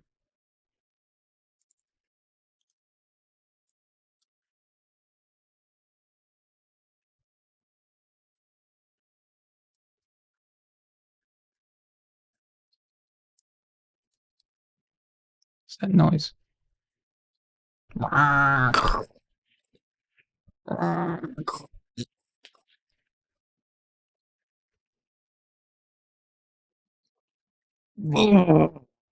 What's CD Lamb doing?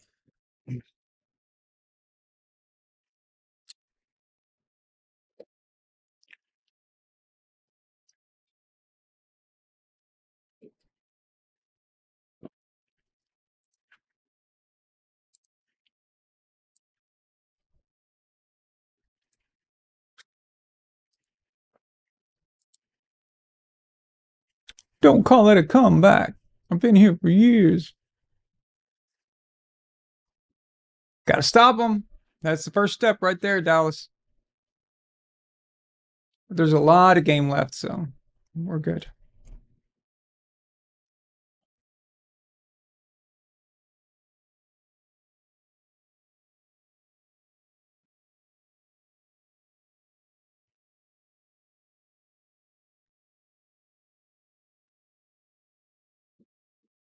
Yeah, but in politics, it's also called red pilling.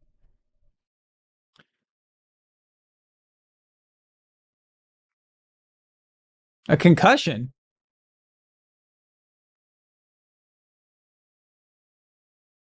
I didn't even see him hit his head. LL Cool J sings that.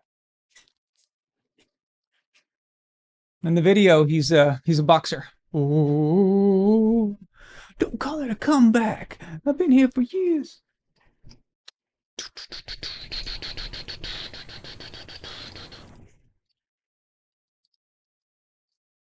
I'm starting a collection.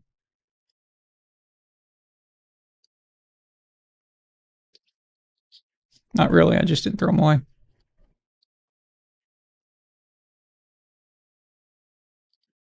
Tackle. Oh my God.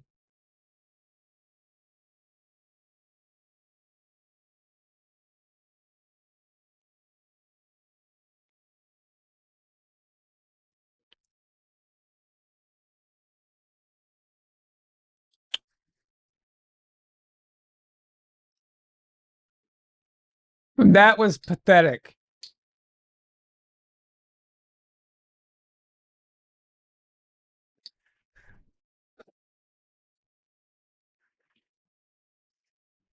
Okay. Dallas, you actually have to get the ball back for your team. In order to do that, you have to do something that's called tackling. When you make a tackle, you behind the line of scrimmage, or behind the first down marker at least, you're hoping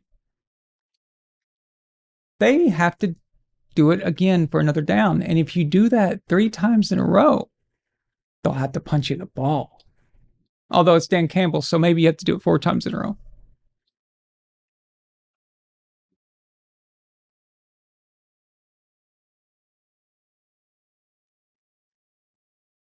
All right. Lions are just cooking now. Dallas can't stop them. I just don't want a blowout.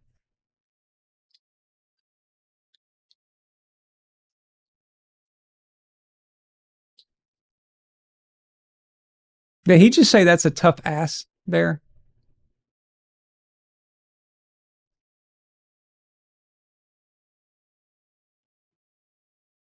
What if Jared Goff's first name was actually Jack?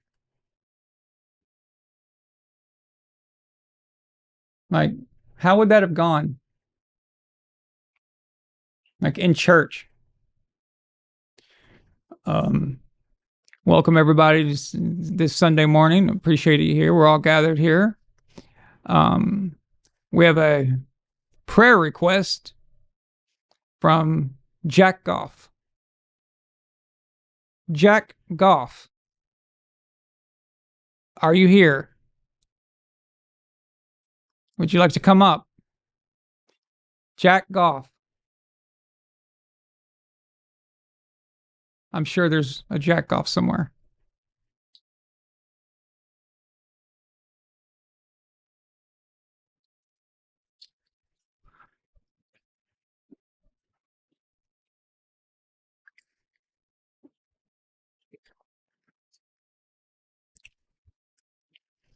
Hard down.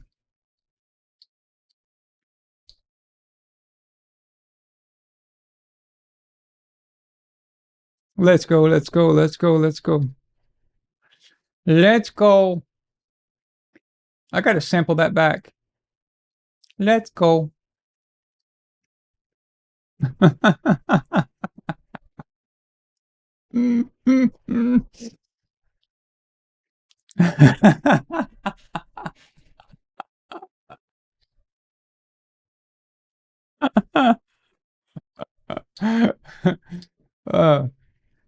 Phil Williamson, the shit you think about.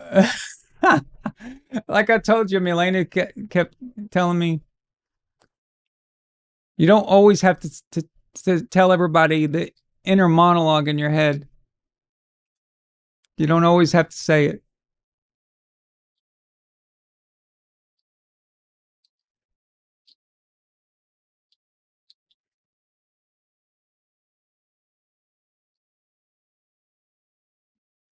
Mike Hunt, I like that one.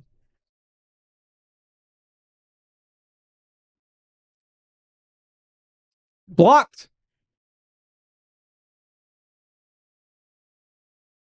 Okay. Okay, Cowboys said, okay, you know what? Let's do something here.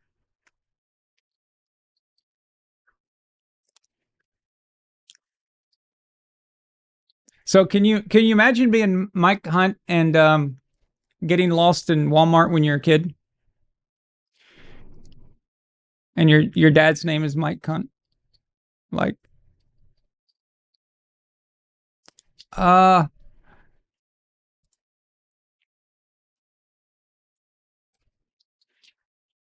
attention Walmart shoppers. We have a lost child. We are looking for you. If you are the father of this lost child, please come to the service desk. Mike Hunt. Mike Hunt. Mike Hunt. Please come to the service desk immediately. Your child is here. Thank you.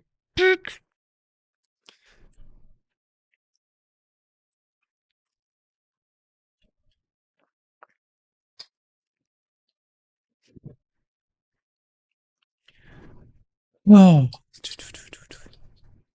You know what Dan Campbell's thinking? He's thinking, I finally kicked it. I finally did a field goal like everybody wanted me to, and he gets blocked. See? That's the problem.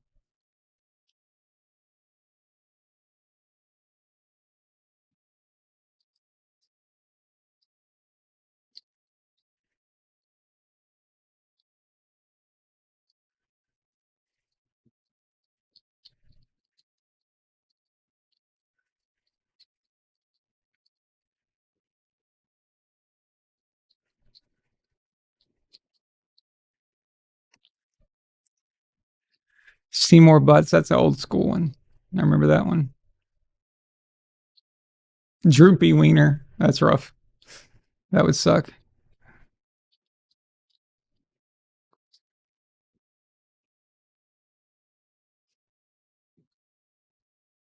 You guys want to hear something retarded? So, when I was a teenager, I did a lot of crazy stuff, okay? And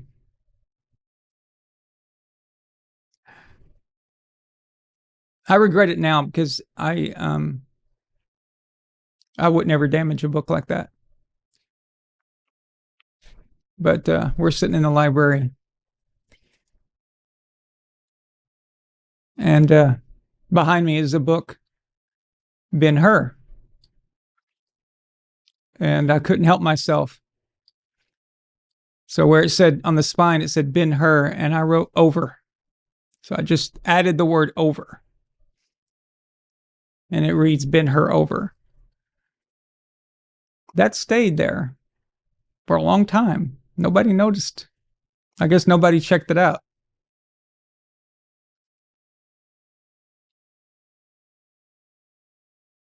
Great book, by the way.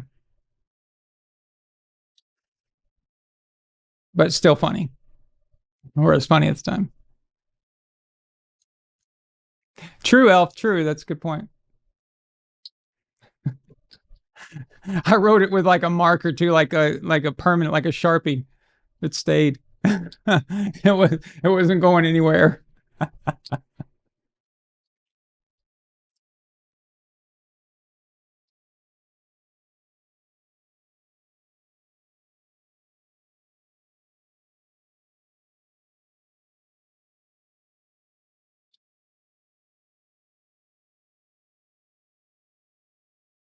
George Pickens. Well, I like that George Pickens. Wide receiver 3. WR3. George Pickens. Let's see what he's got. He's going to run down the dadgum field. Run, buddy, run. And Dak throws it to nobody. That Dak Prescott, man, I'm telling you, he pissed me off something fierce. Dadgum.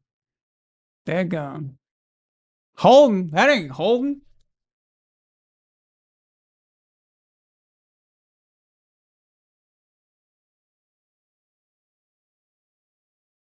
Can you imagine how bad those dreadlocks smell? All sweaty and stuff.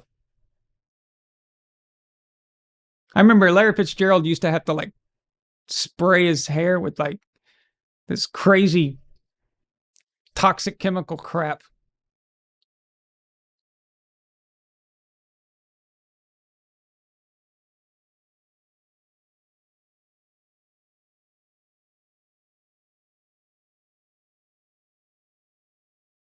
Oh, another dangerous throw by Dak.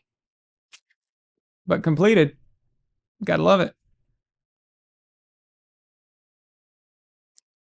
Minuteman.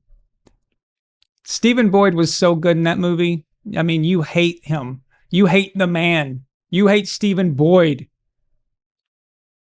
That's how good he was in that.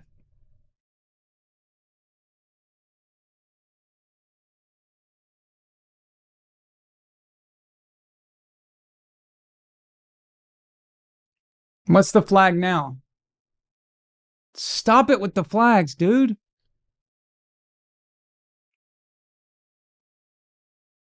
It's going back.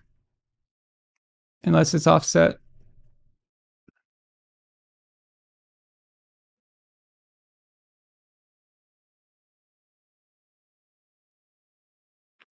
Yep. Pathetic. Pathetic.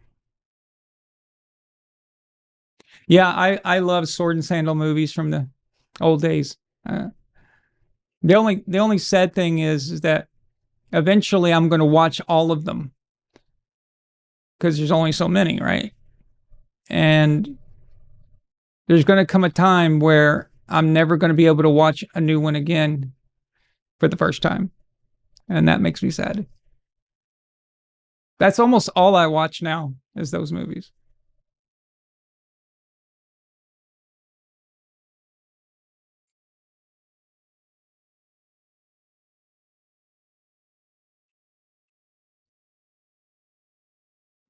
Fourth and 19.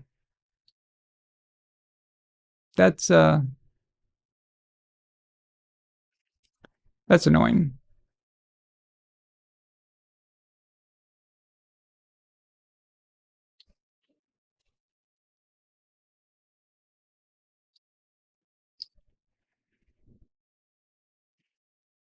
$63 yards. And he hit it. Damn. Impressive. Pretty good. Pretty good.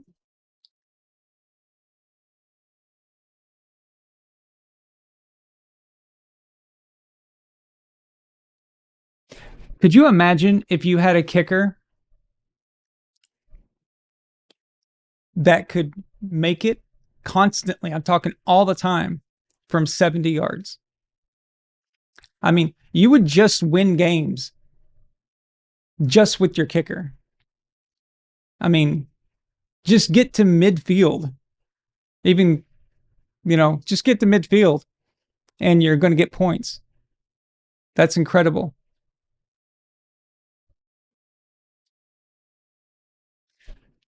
Looks like there's some kind of weird delay going on. Hope my internet's not running bad.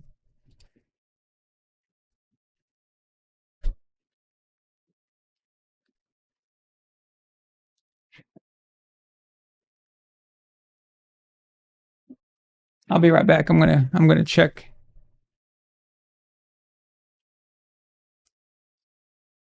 I'm gonna check the internet and see if something's going on. I just don't want to get cut off, so I'll be right back, okay?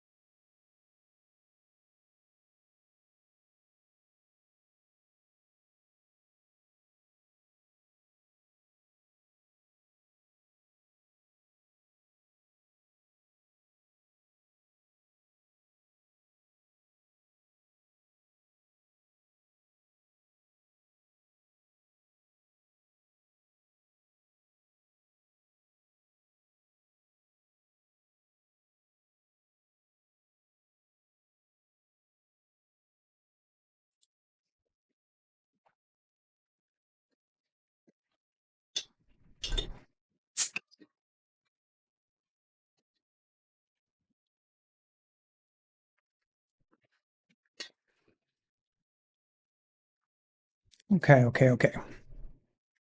Yeah, I hope we're good. I'm seeing some kind of weird delay going on here. What is that?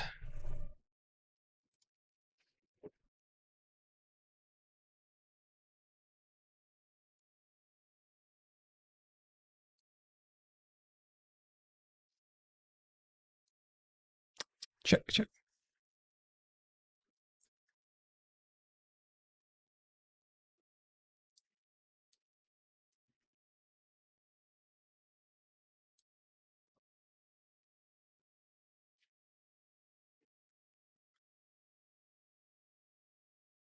Okay. I think we got it. Figured out. Hey, what do you guys think about Justin Tucker? He's available. Would you take him on the Patriots? Would you rather have him? Just curious. Hey, another super chat.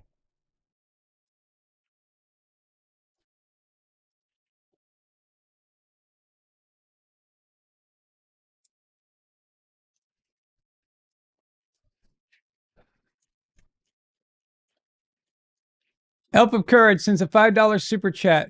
Thank you so much, Elf. I really appreciate that, man. He says, are 60-yard field goals the new standard for kickers now? It seems like it. It does, right? I mean, it's getting crazy. Yeah, it's just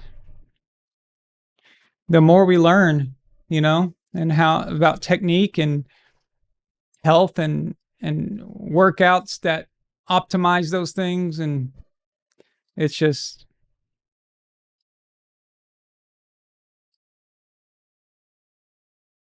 it's crazy, man. Catfish, yeah, you got a good point. Says Tucker and Kraft would do well for team bonding activities. I think so. I think that they could all go hang out at a massage parlor.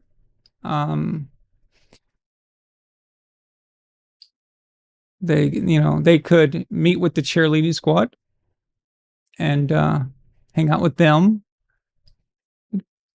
What could go wrong? They could sign Deshaun Watson as a backup. That could work. I don't trust him, Phil.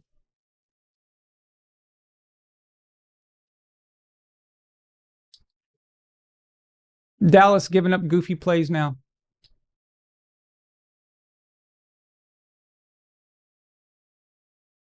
Israel's right. 20 years ago, making a 50-yarder was a big deal. It was. You're like, oh, he made it. Oh, my God.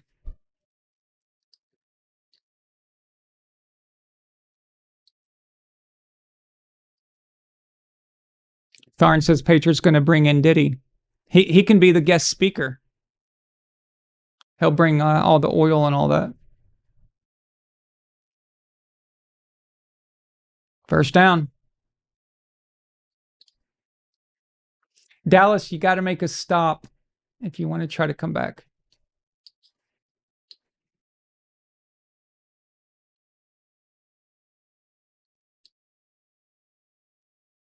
Do you guys trust Borregales? You trust him to go into the playoffs? It doesn't matter. They're not going to get rid of him anyway, so I don't even know why I'm posing the question.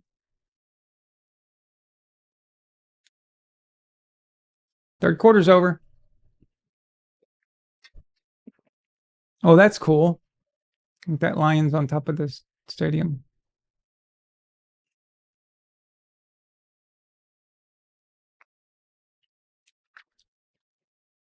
So, I told you guys this before, but I'm just going to mention it again.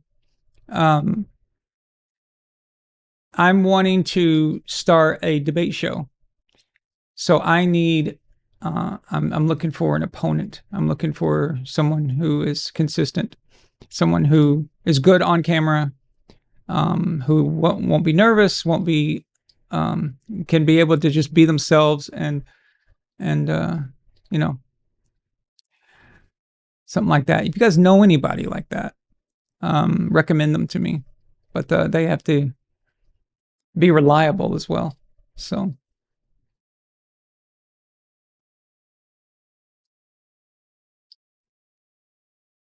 Yeah, Elva Courage, exactly. Nobody's going to get rid of him. I mean, he's not done anything wrong. So it's a point. I guess it's a pointless proposal anyway. So.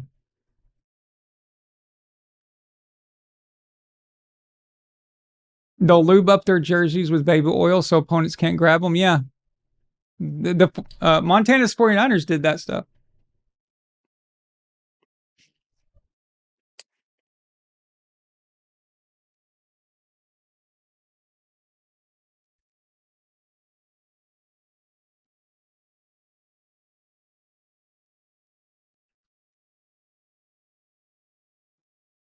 Jay Skapanak. I'll look that up. Thank you, Israel.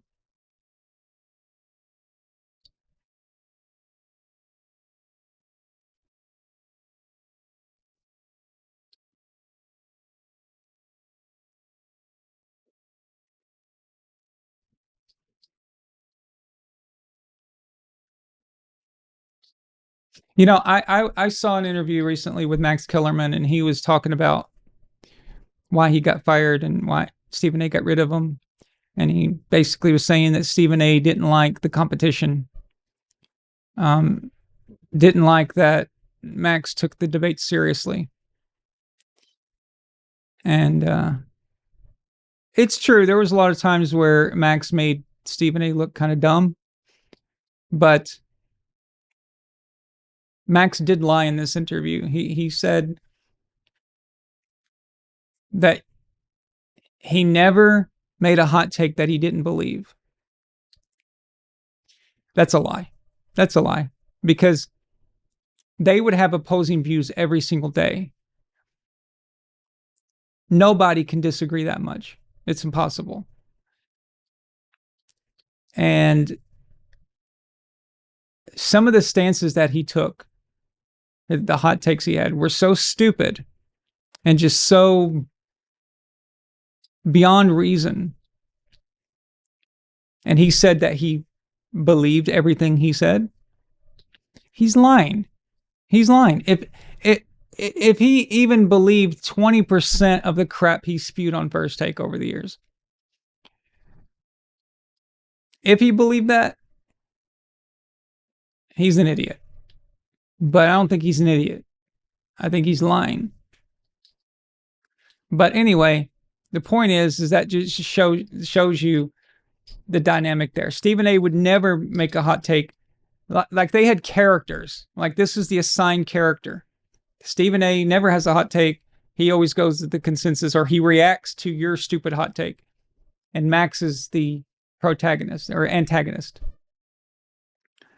So that's the system they go by. Skip was the hot take guy, and Shannon was the reaction, voice of reason guy. It's a show. It's not a debate. It's not a real debate. It's just a show. And I think sports fans deserve, two people that either they disagree or they don't. And if they don't disagree, well, that's fine. Maybe the fans say something, and then the two guys on the show that agree with each other, maybe they go after the fan in this that may be a call in, or in the chat, and then those two guys go after that. There's always going to be somewhere to debate, right? But at least it's real. At least it's not fake and it's not set up. Do you really want us before the show? Okay, you're going to take this side and I'm going to take this side.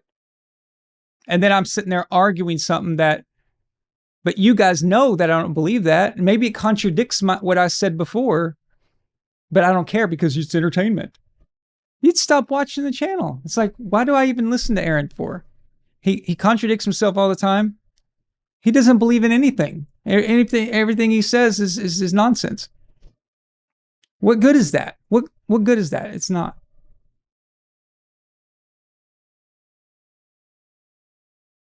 Out of bounds.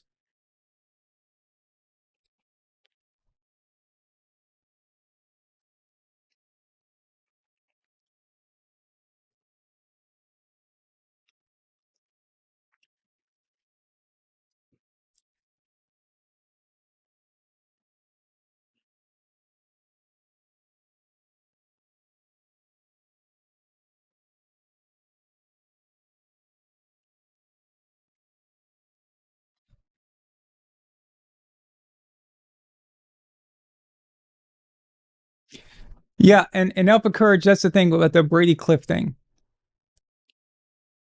He admitted at some point, I remember a few years back, he admitted that he did that because he needed to make a splash because he was the new guy on First Take replacing Skip Bayless. So he invented that because he just wanted to make a statement when he came on the show. So he didn't believe that.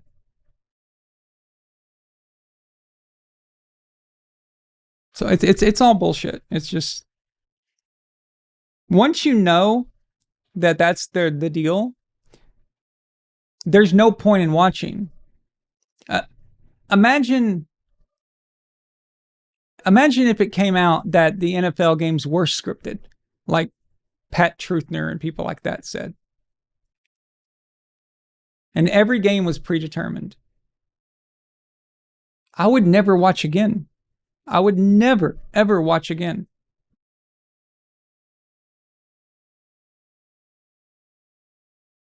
There's no point. Because it's about expectations. It's it's not like a movie,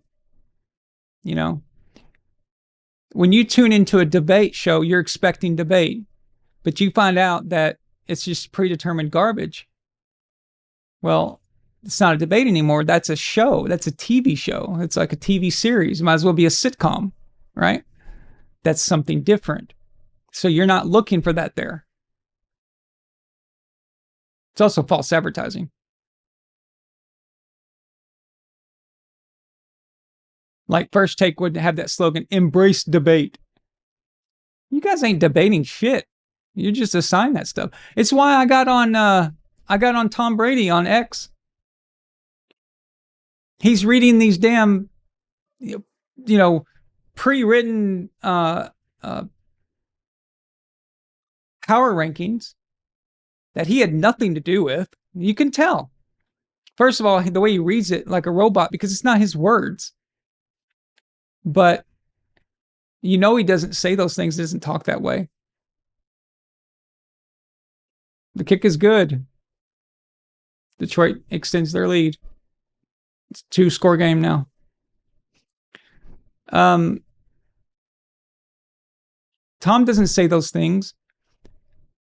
So when I see Tom has a power ranking, it means nothing to me. It means nothing because I know that's not his picks. That's not what he thinks. If it was what Tom thought, then I'd be reposting and I'd be talking about it and stuff. And this is what Tom says. This is what Tom says. Because I would take Tom's real opinion. But Tom's opinion now is the opinion of Fox Sports. It's of the people he works for. So those power rankings are sent to him, they're emailed to him from some intern at Fox or some producer. They have an agenda for that week. It's let's put this team in front to get clicks. Let's put this team there to get debate going and arguments amongst the fan base. It's not really what Tom thinks. All he's doing is reading a script that was given to him. Well, what's the point in that? That's not Tom Brady's picks. So it might as well be anybody's picks. It's just, who cares?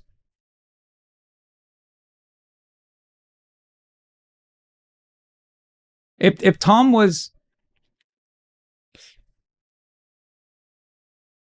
when Tom is commentating a game, if it was 100% pure Tom and just what he thought, and he was for real the whole time and not doing what producers in his earpiece tells him, I would not miss a game that Brady calls. I would never miss. I wouldn't care if he had bad delivery. I wouldn't care any of that stuff. I would tune in just to listen to him talk about football for real. That's not Tom. What we're listening to is not Tom. I've been watching Tom and listening to him for 25 years. I know what he thinks about certain things. I know what he thinks about certain players and certain teams and stuff, and what kind of player that he would compliment and what kind of player that he would criticize. And it has nothing to do with what he's saying on Fox. It's not even a match. It doesn't even fit. And that's why it comes off kind of weird and awkward, because he's not being him. Could you imagine if Tom was just himself? Oh my God. That'd be amazing. What he would say about these quarterbacks, what he would say about how they play, what he would say about the coaching, the insights that we would get. Dude, that's TV right there. But the league doesn't want him basically criticizing the product or giving behind the scenes too much info, too much detail. They got on Tony Romo for that. So Romo was sitting there calling plays ahead of time, and they didn't like it. So the NFL said, hey, you got to stop doing that. So they told CBS, you got to make Romo stop doing that. Well, now Romo sucks. It's like there was nothing. His whole thing was the telling us what was going to happen. I loved it. I thought it was cool, you know?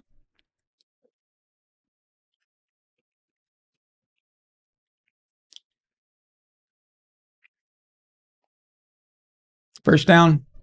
So they stripped these guys down So there's no point in getting Tony Romo, the Cowboys quarterback, Tom Brady, the GOAT, Drew Brees, one of the greatest players ever.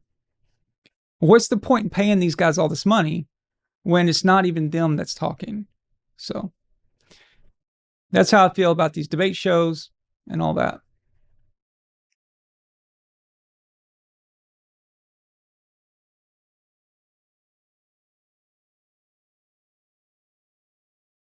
You're never going to hear me say something about a player or a game that I don't believe, unless I'm clearly joking or, being a jackass or something. But that's obvious.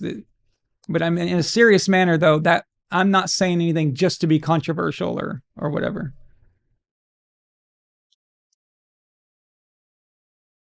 That's why we got to get this channel bigger. Skip Bayless is the most inauthentic dude there is. He's also a bit delusional.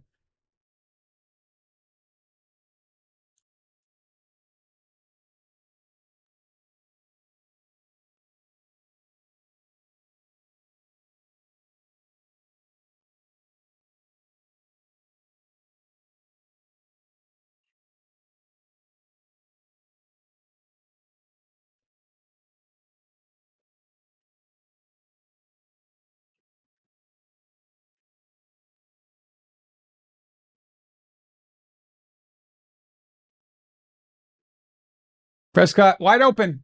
Touchdown.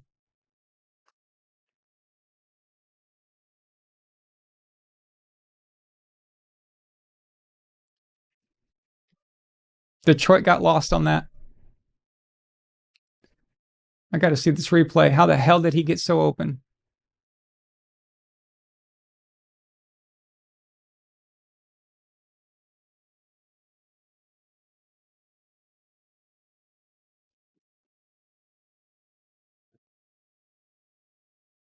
Damn. That is the epitome of a busted coverage right there. You thought that you had safety help, and there's no one there. 2-point try.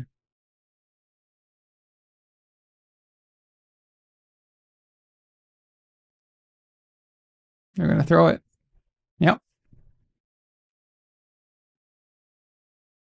Touchdown. Or conversion good. Whatever. All right, guys. We got something now.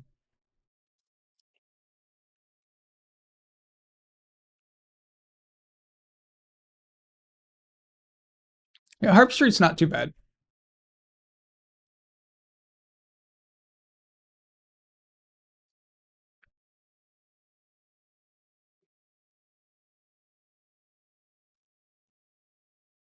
They keep advertising this Avatar stuff. I have zero interest in it. Fire and ass.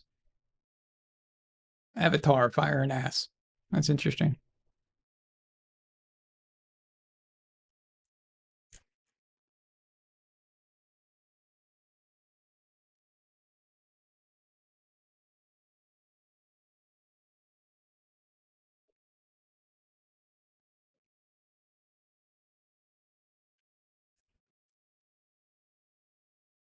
Yeah, well, that's what I'm saying, guys. Tom, the reason it's coming off weird when Tom does commentating is because he's doing something that's not him. And when you're not authentic, it comes off weird. And like I said, I'll repeat, why does Romo suck now? But we know he doesn't suck. We've heard him before doing really good. So what changed? They stepped in. So when you step in, you say, oh, you got to be this way. They're not Hollywood actors, okay? They're just football players. And their job is to talk about football. If you take that from them and ask them to read scripts and talk about things that they don't really want to talk about or they don't really believe, it's going to come off weird.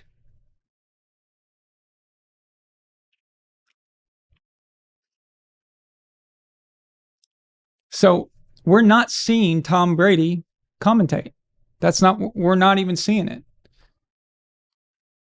We're hearing somebody else in the studio booth. We're hearing their view and their opinions through the mouth of Tom Brady. So he's like a puppet. And that's it. That's what you're getting. Every once in a while, Tom will say something that is 100% pure him, and then it'll be controversial, and then somebody will say something, and then he'll fix it or correct it or whatever.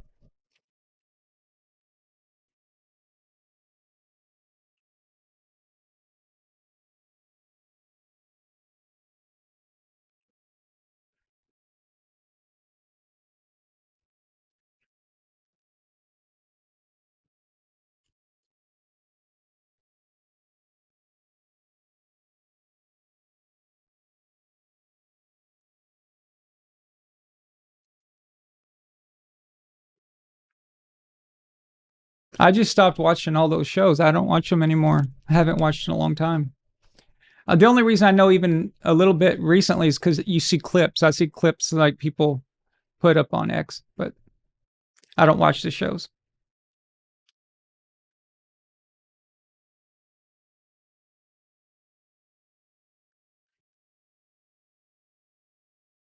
Yeah, I would watch the Manning cast all the time, or at least record it and watch the replay if they didn't have the guest.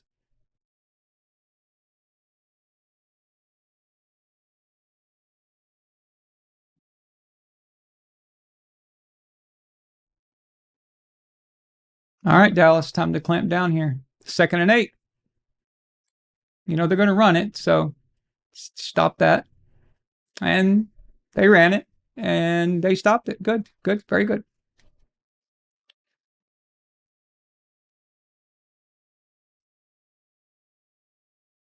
Body blows.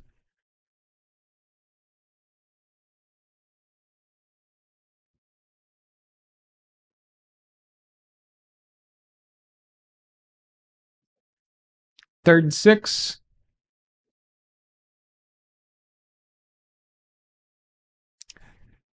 Jared's changing the play, killing the original call.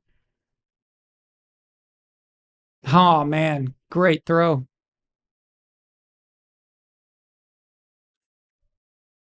That was really good quarterbacking right there at the line of scrimmage.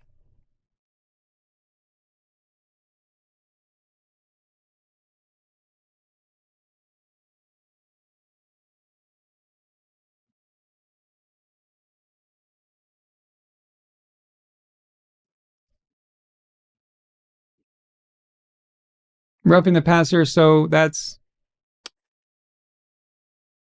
now Dallas they've got to hold them to a field goal, and I hope that's all they get.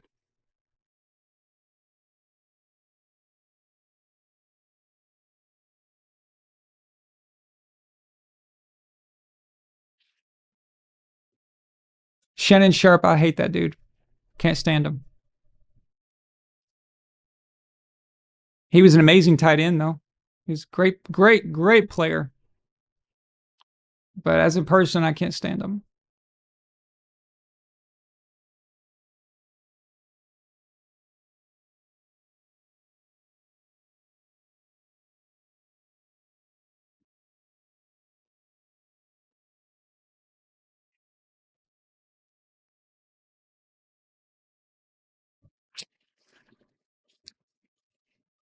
Yep. If the Lions play their cards right, they're going to leave Dallas with not much. And if Detroit gets a touchdown here, this is over. I think so.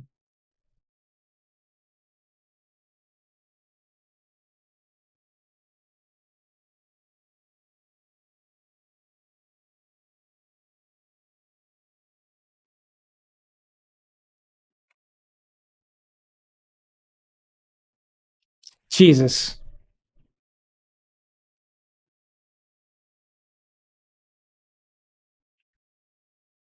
All right, that's probably it.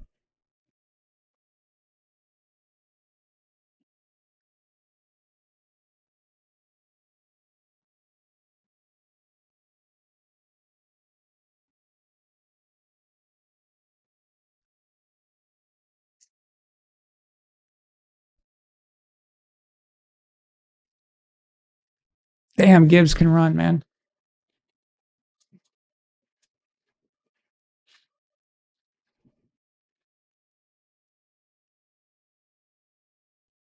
Yeah, Jeff Fisher's an idiot.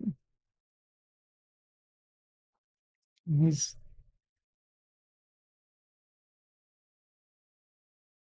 J-Rock is exactly right. There is no development anymore. There is no quarterback development.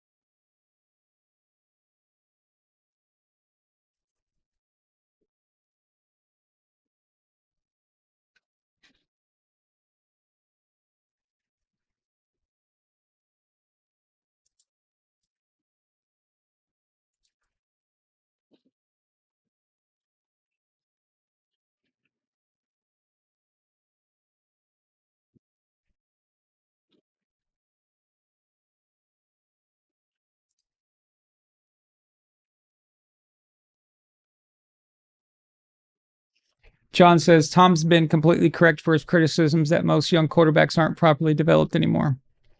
And see, when did Tom say that? He says that outside of Fox. So he says that like when he's on podcasts and things like that. He speaks the truth. He tells the truth. He tells how he feels. You're not getting that person on Fox. You're not. It doesn't even matter. You guys see, Gronk and Edelman and Michael Strahan and Howie Long and Bradshaw and all those guys are standing around talking in the pregame or at halftime. And they each take turns saying something about the matchup or whatever. That's all pre-done. They are assigned what to say. They all know what to say and told what to say. Their insight means nothing. There is no insight. There is no analysis. It's completely and utterly pointless. You're getting the opinion of some random dude that you have no idea who it is. That's all you're getting.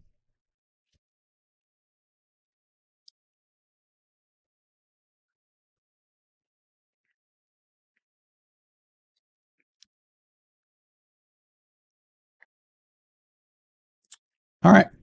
Dallas is going to need to score quick. Quick.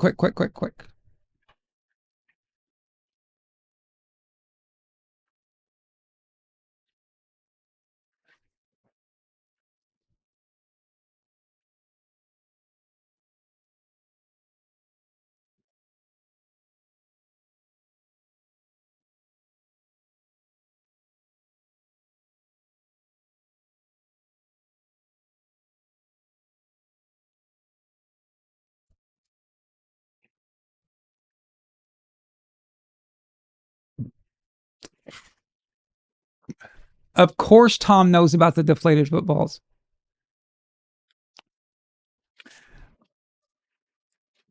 He asked the trainers to put them at the lowest legal limit.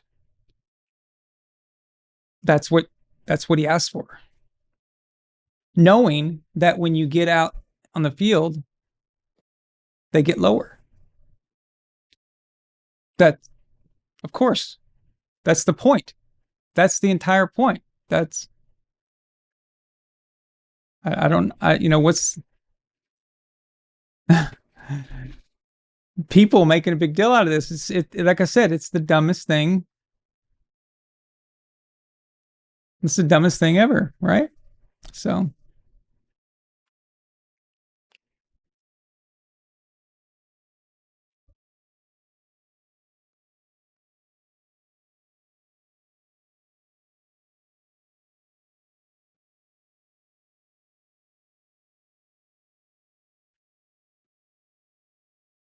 Come on, man.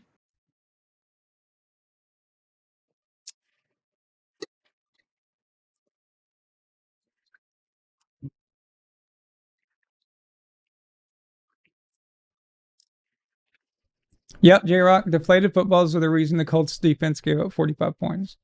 That's true.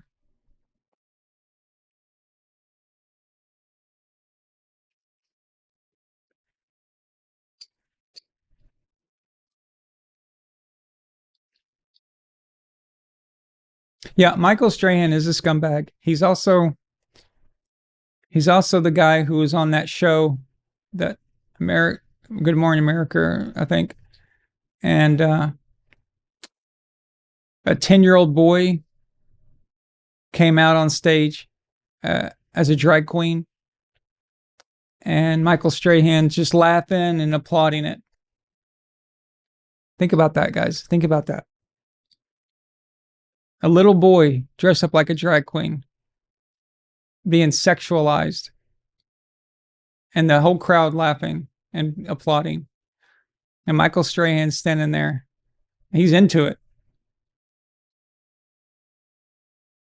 He's a creepy dude, man.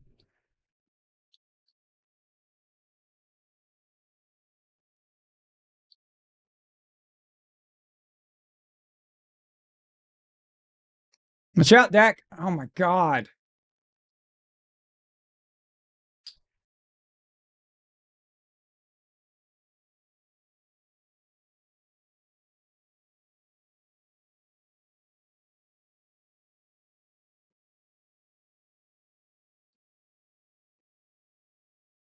Israel, this isn't looking good, my friend.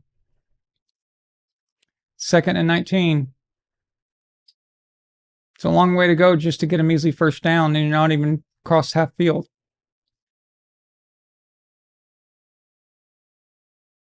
I think he was down by contact, though.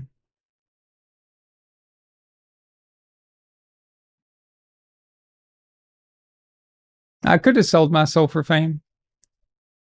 I could have. I had a chance to.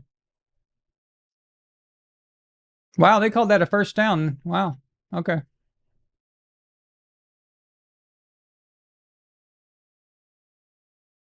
I'm not sure what show it was. I think it was Good Morning America, though. But it's one of those.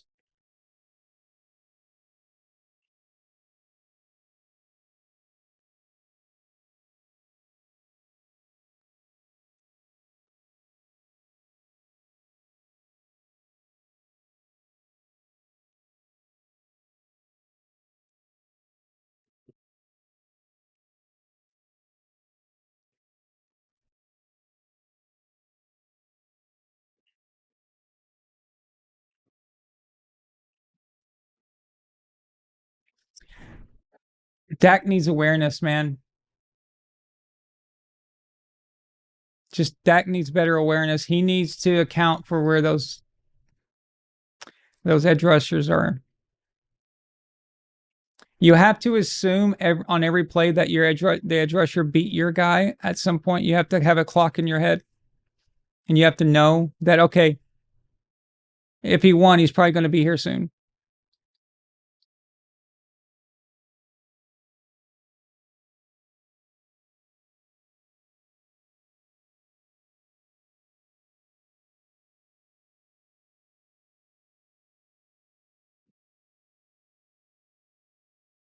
All right, Dak, let's go.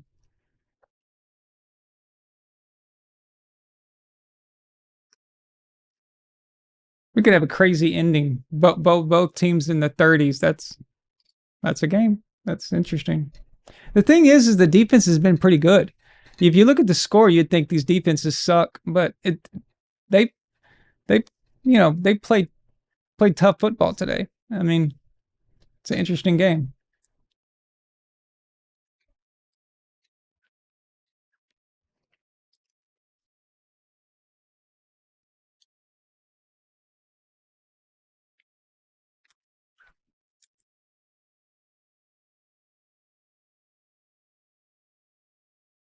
Third and 8. So if you can't get it here, you just kick the field goal.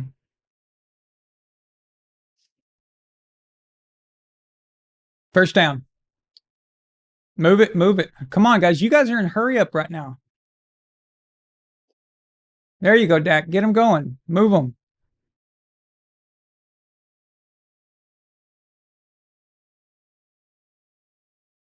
First down.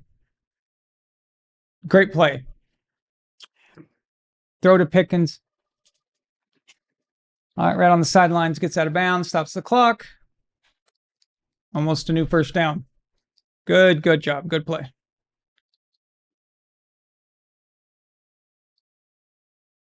Gives you a chance to get settled. Now you're on a 2nd and 3.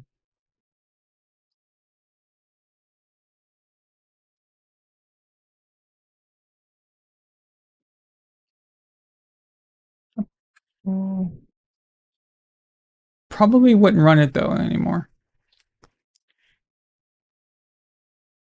Throw it away. It's better than an interception. All right. 3rd and 3 here. Again, if they don't convert here, you should just kick the field goal. Then you can kick off, play defense. You got 3 timeouts.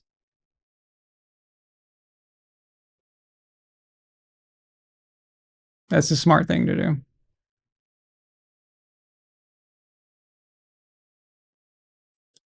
Timeout by Detroit. I was going to say, surely Dallas isn't stupid enough to waste a timeout here.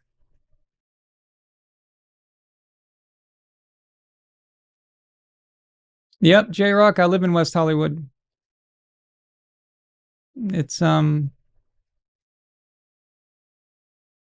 guys would be completely and utterly shocked by the things I could tell you.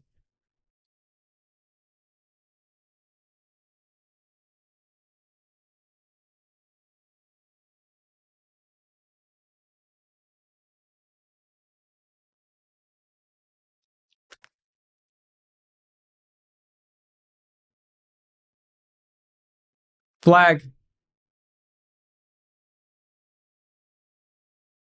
Stop acting hurt, Branch. Just get up. Every play, you guys, every time they mess up on a play or something, they act hurt. It's ridiculous. Be a man. Just get up. No one cares. If you're hurt, walk to the sidelines. Don't lay there like a little baby.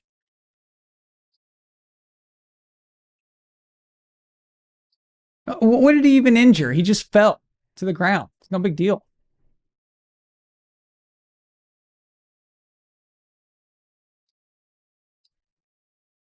Stupid.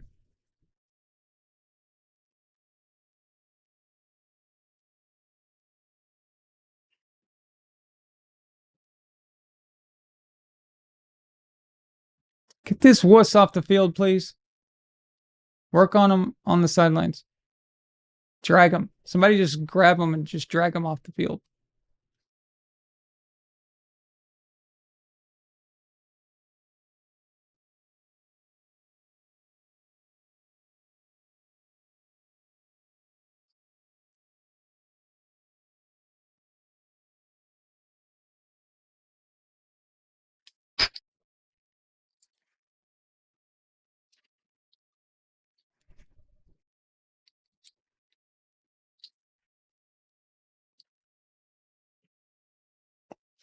That offensive pass interference confuses me.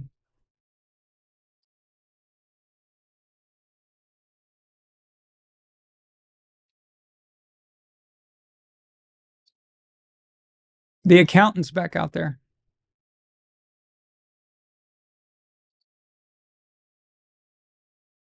The soccer player.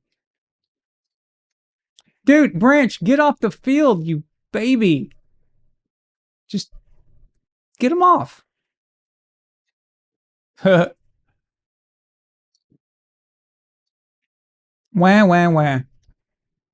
You don't have to hold up the game, dude.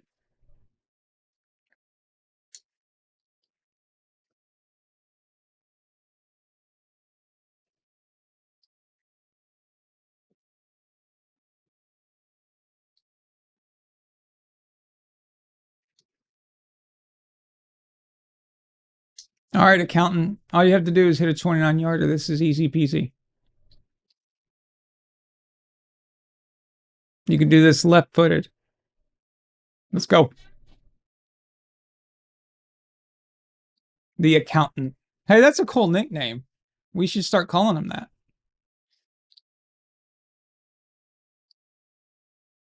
The accountant, and it's good. One of these days, I would like it where the referees don't determine the outcome of a game. Or don't try to determine the outcome of a game.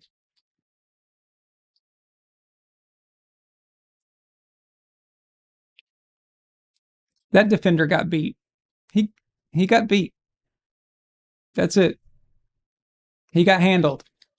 That's the players deciding the outcome. That's the players doing their thing, and that's how it should be.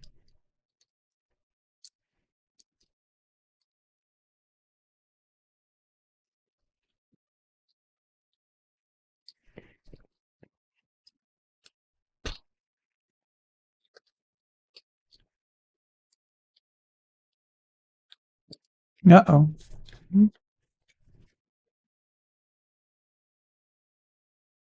Shit. Okay.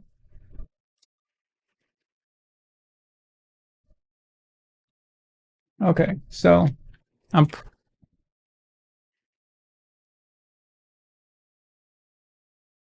ordered this Neuro Gum thing.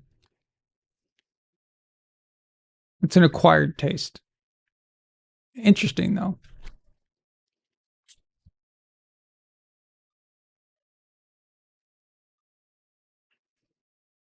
At first, it tastes a little funny. It's like, but you get used to it, I guess. I don't know. I'm hoping to get used to it.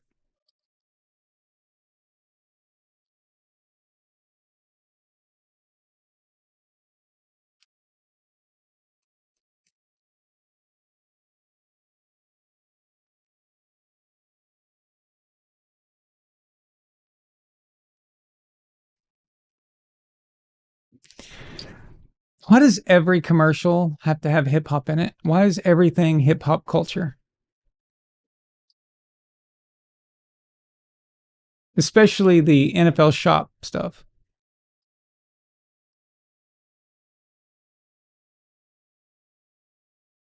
There's more than one music genre.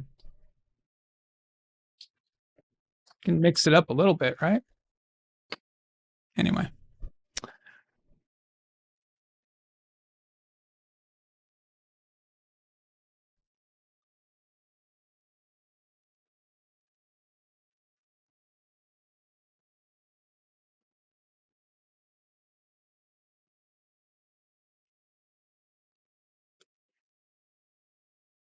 You have to make a tackle, Dallas.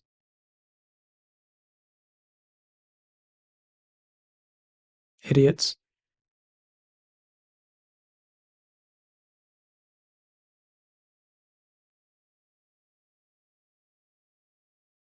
Analytics. More like analytics.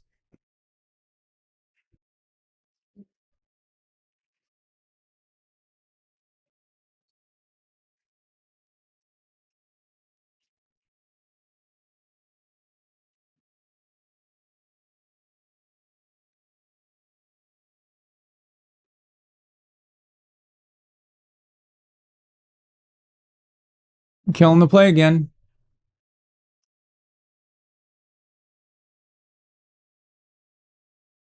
They were actually going to throw it on first down. That's funny.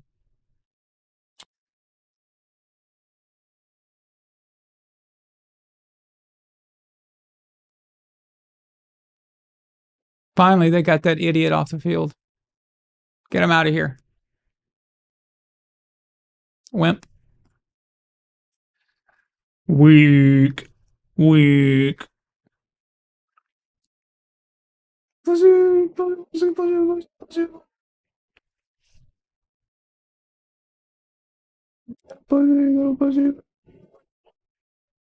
Mike Hunt. Mike Hunt.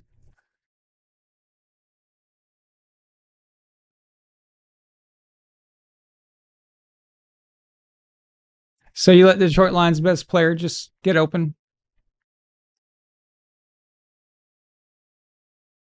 Good job, Dallas.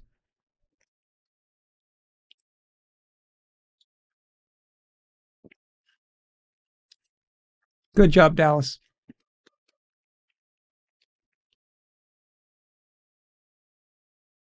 You just have your guys just sit on the route at the back of it. Softer than cheese coverage there. And just let them go. Just let them go. Just let them take it. This is the man with the most badass name in sports. The Pharaoh, the Egyptian god himself. There. We'll just do that whenever he has a big play because apparently Dallas can't stop him. So what's the challenge here?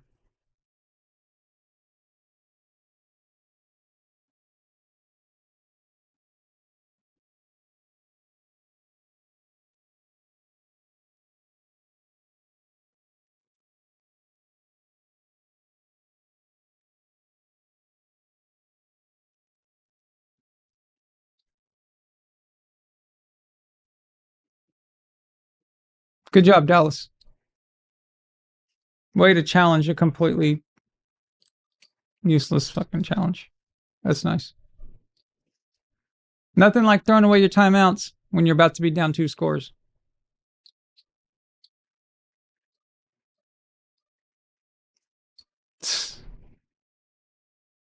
You went full retard, man. Never go full retard. This thing is an idiot. What makes you think he can do the jump?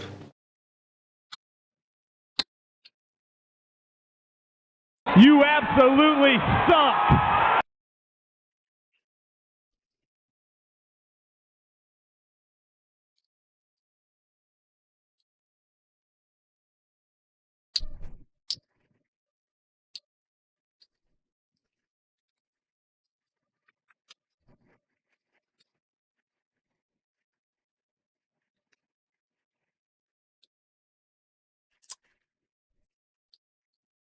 And you're just going to let him score a touchdown. This is pathetic.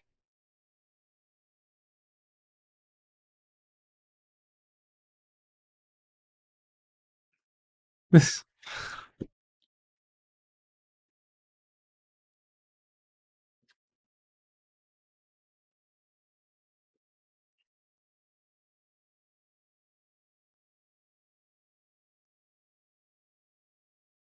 Yeah, Israel, but this was a winnable game, dude.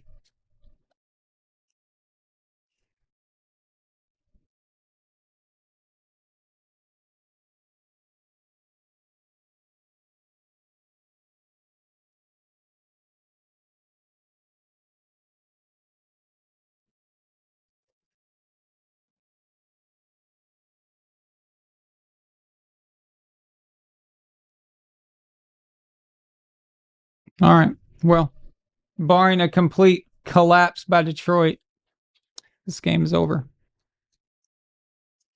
And Dallas's little winning, this cute little winning thing that they had going is over.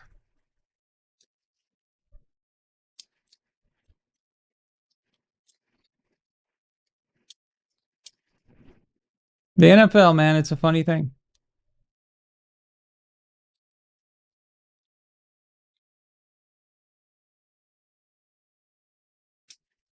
You just every team has great players, man. It's you It's tough. That's why we watch. It's why you can't make a living betting on this stuff.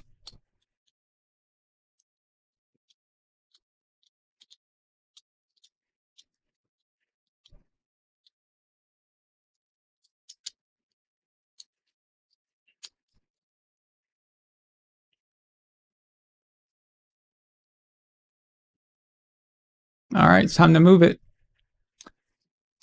Get as many plays. Maybe you can get 2 before the 2-minute warning. You can get 2.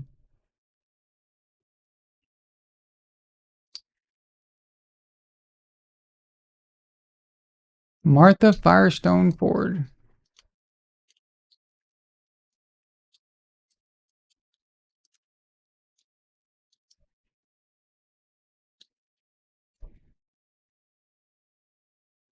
Going deep. And he completely missed his receiver.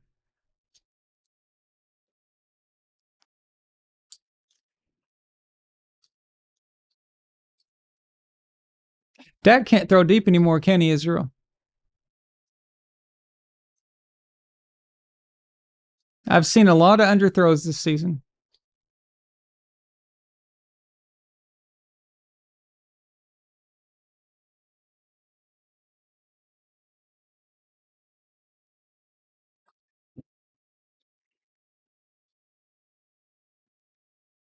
Dude, go to the sidelines. You don't... What are you doing going up the middle? You was going to get him killed anyway, even if he caught it.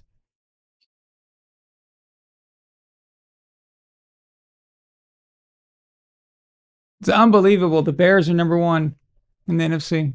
Who would have thought? 49ers are the best team, though.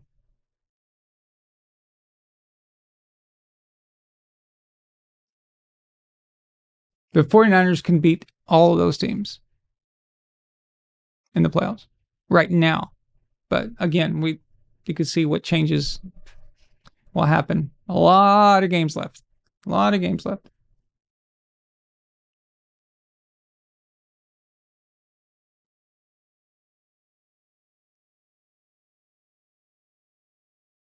Go Bills. No, man. Go Patriots. What's wrong with you?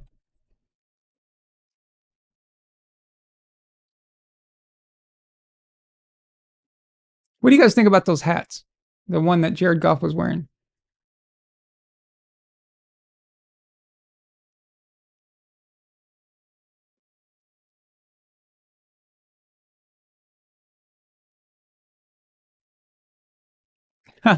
Israel says the 49ers should kiss my ass because they blew it against the Chiefs twice. They sure did. They sure did. They're a very disappointing team.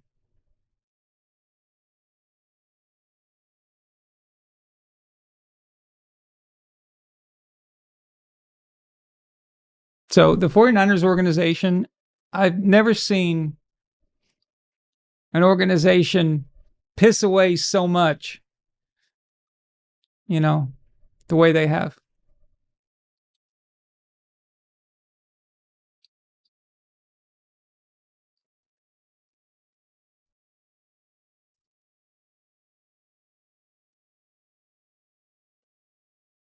First down. You have them. They could have drafted Tom Brady. Tom wanted to be a 49er, but they went with the goat farmer. I don't hold that one against them too much because everyone passed on Tom many times. What I do hold against them is when you passed on him 2 more times. After that, after he was already a Hall of Famer. Then you had Aaron Rodgers, who you could have gone after. He went with Alex Smith instead. And then you had a second chance to go after him. And instead you give Brock Purdy a bunch of money. So basically with the modern 49ers team, what it comes down to Shanahan. He does not want a quarterback on his team that would overshadow him. He either wants to win with him getting all the credit and him looking like a genius for taking Brock Purdy, and winning a Super Bowl, than actually winning and then having to share credit or give credit to Aaron Rodgers or Tom Brady. That was his biggest problem right there, was giving it up, was, having to share the pedestal, basically. Or, in Brady's case, completely give it up. It's so pathetic.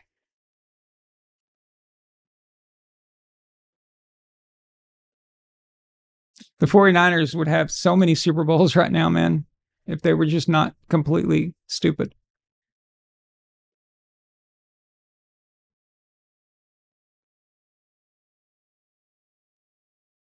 Get out, get out, get out.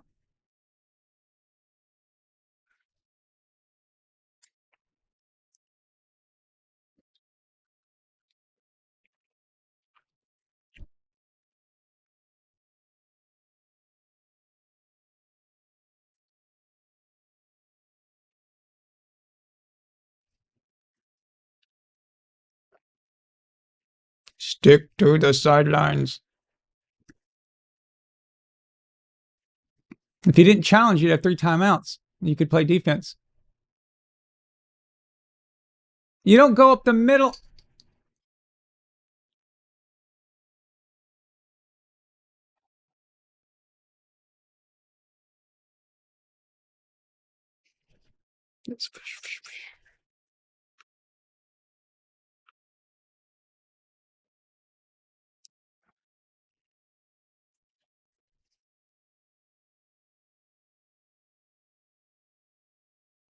Let's run that clock, baby. Let's just run it.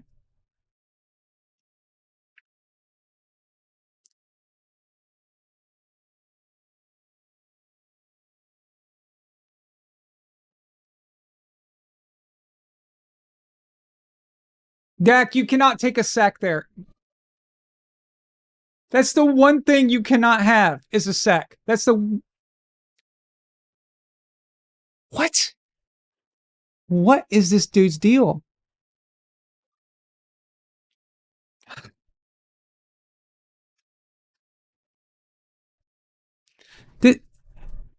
This is not veteran play.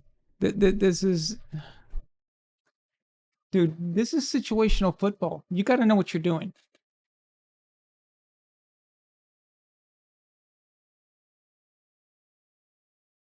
Jesus.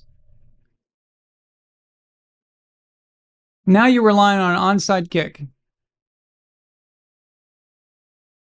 Well, you might have been anyway, but still.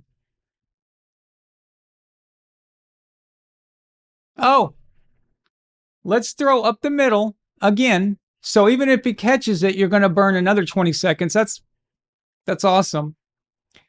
So we'll go up the middle. But not only will we go up the middle, we'll go up against their 18th receiver, whoever the hell that was, and throw an interception. Or actually, no, it was taken from him. Wouldn't have mattered.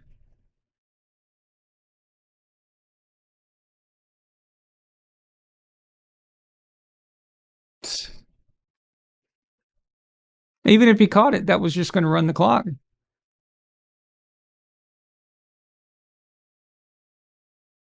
The Dallas Cowboys, are they aware of the sideline? Are they aware of what that does? There's this really cool thing that if you get out of bounds, okay, follow me here. If you get out of bounds, the clock stops. That's interesting, isn't it? It's interesting. That's a rule that is a big secret. Nobody knows.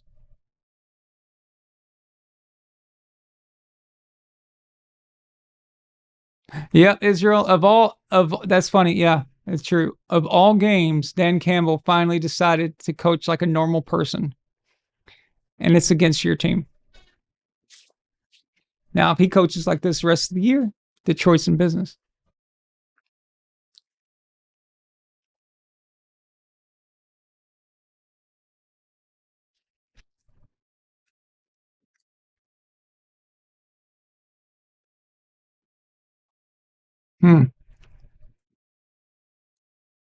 All right.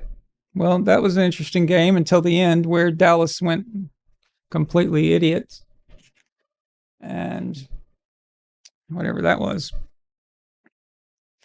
Guys, if you don't mind, do me a favor and go subscribe to my chess channel. It's called Von Morphy. And I really appreciate that. I'm going to get that going soon too. So thank you guys so much. I really appreciate you being here. And I guess we'll see you soon, right? So we've seen a lot of each other recently, haven't we? But I really appreciate you guys being here, and I'll have some really good stuff for you guys soon. Okay. All right. Have a good night.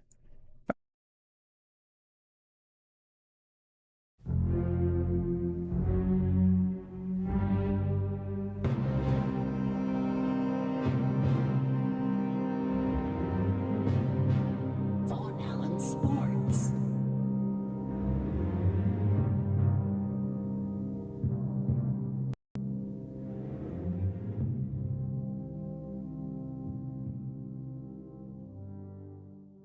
This is Patriots linebacker, Super Bowl 49 champ, Darius Fleming, and you're watching VonAllen Sports. Real and honest NFL analysis. Subscribe now. Join the empire. VonAllen Sports, let's go!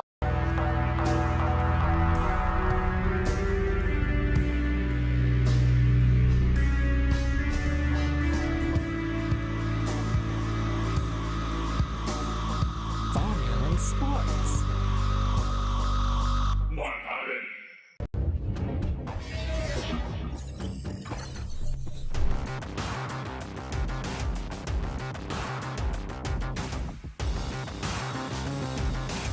VonAllen Sports.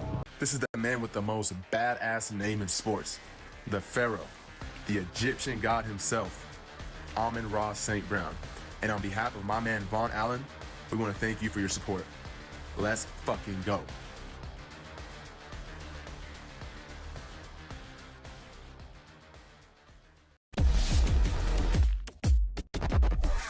VonAllen Sports.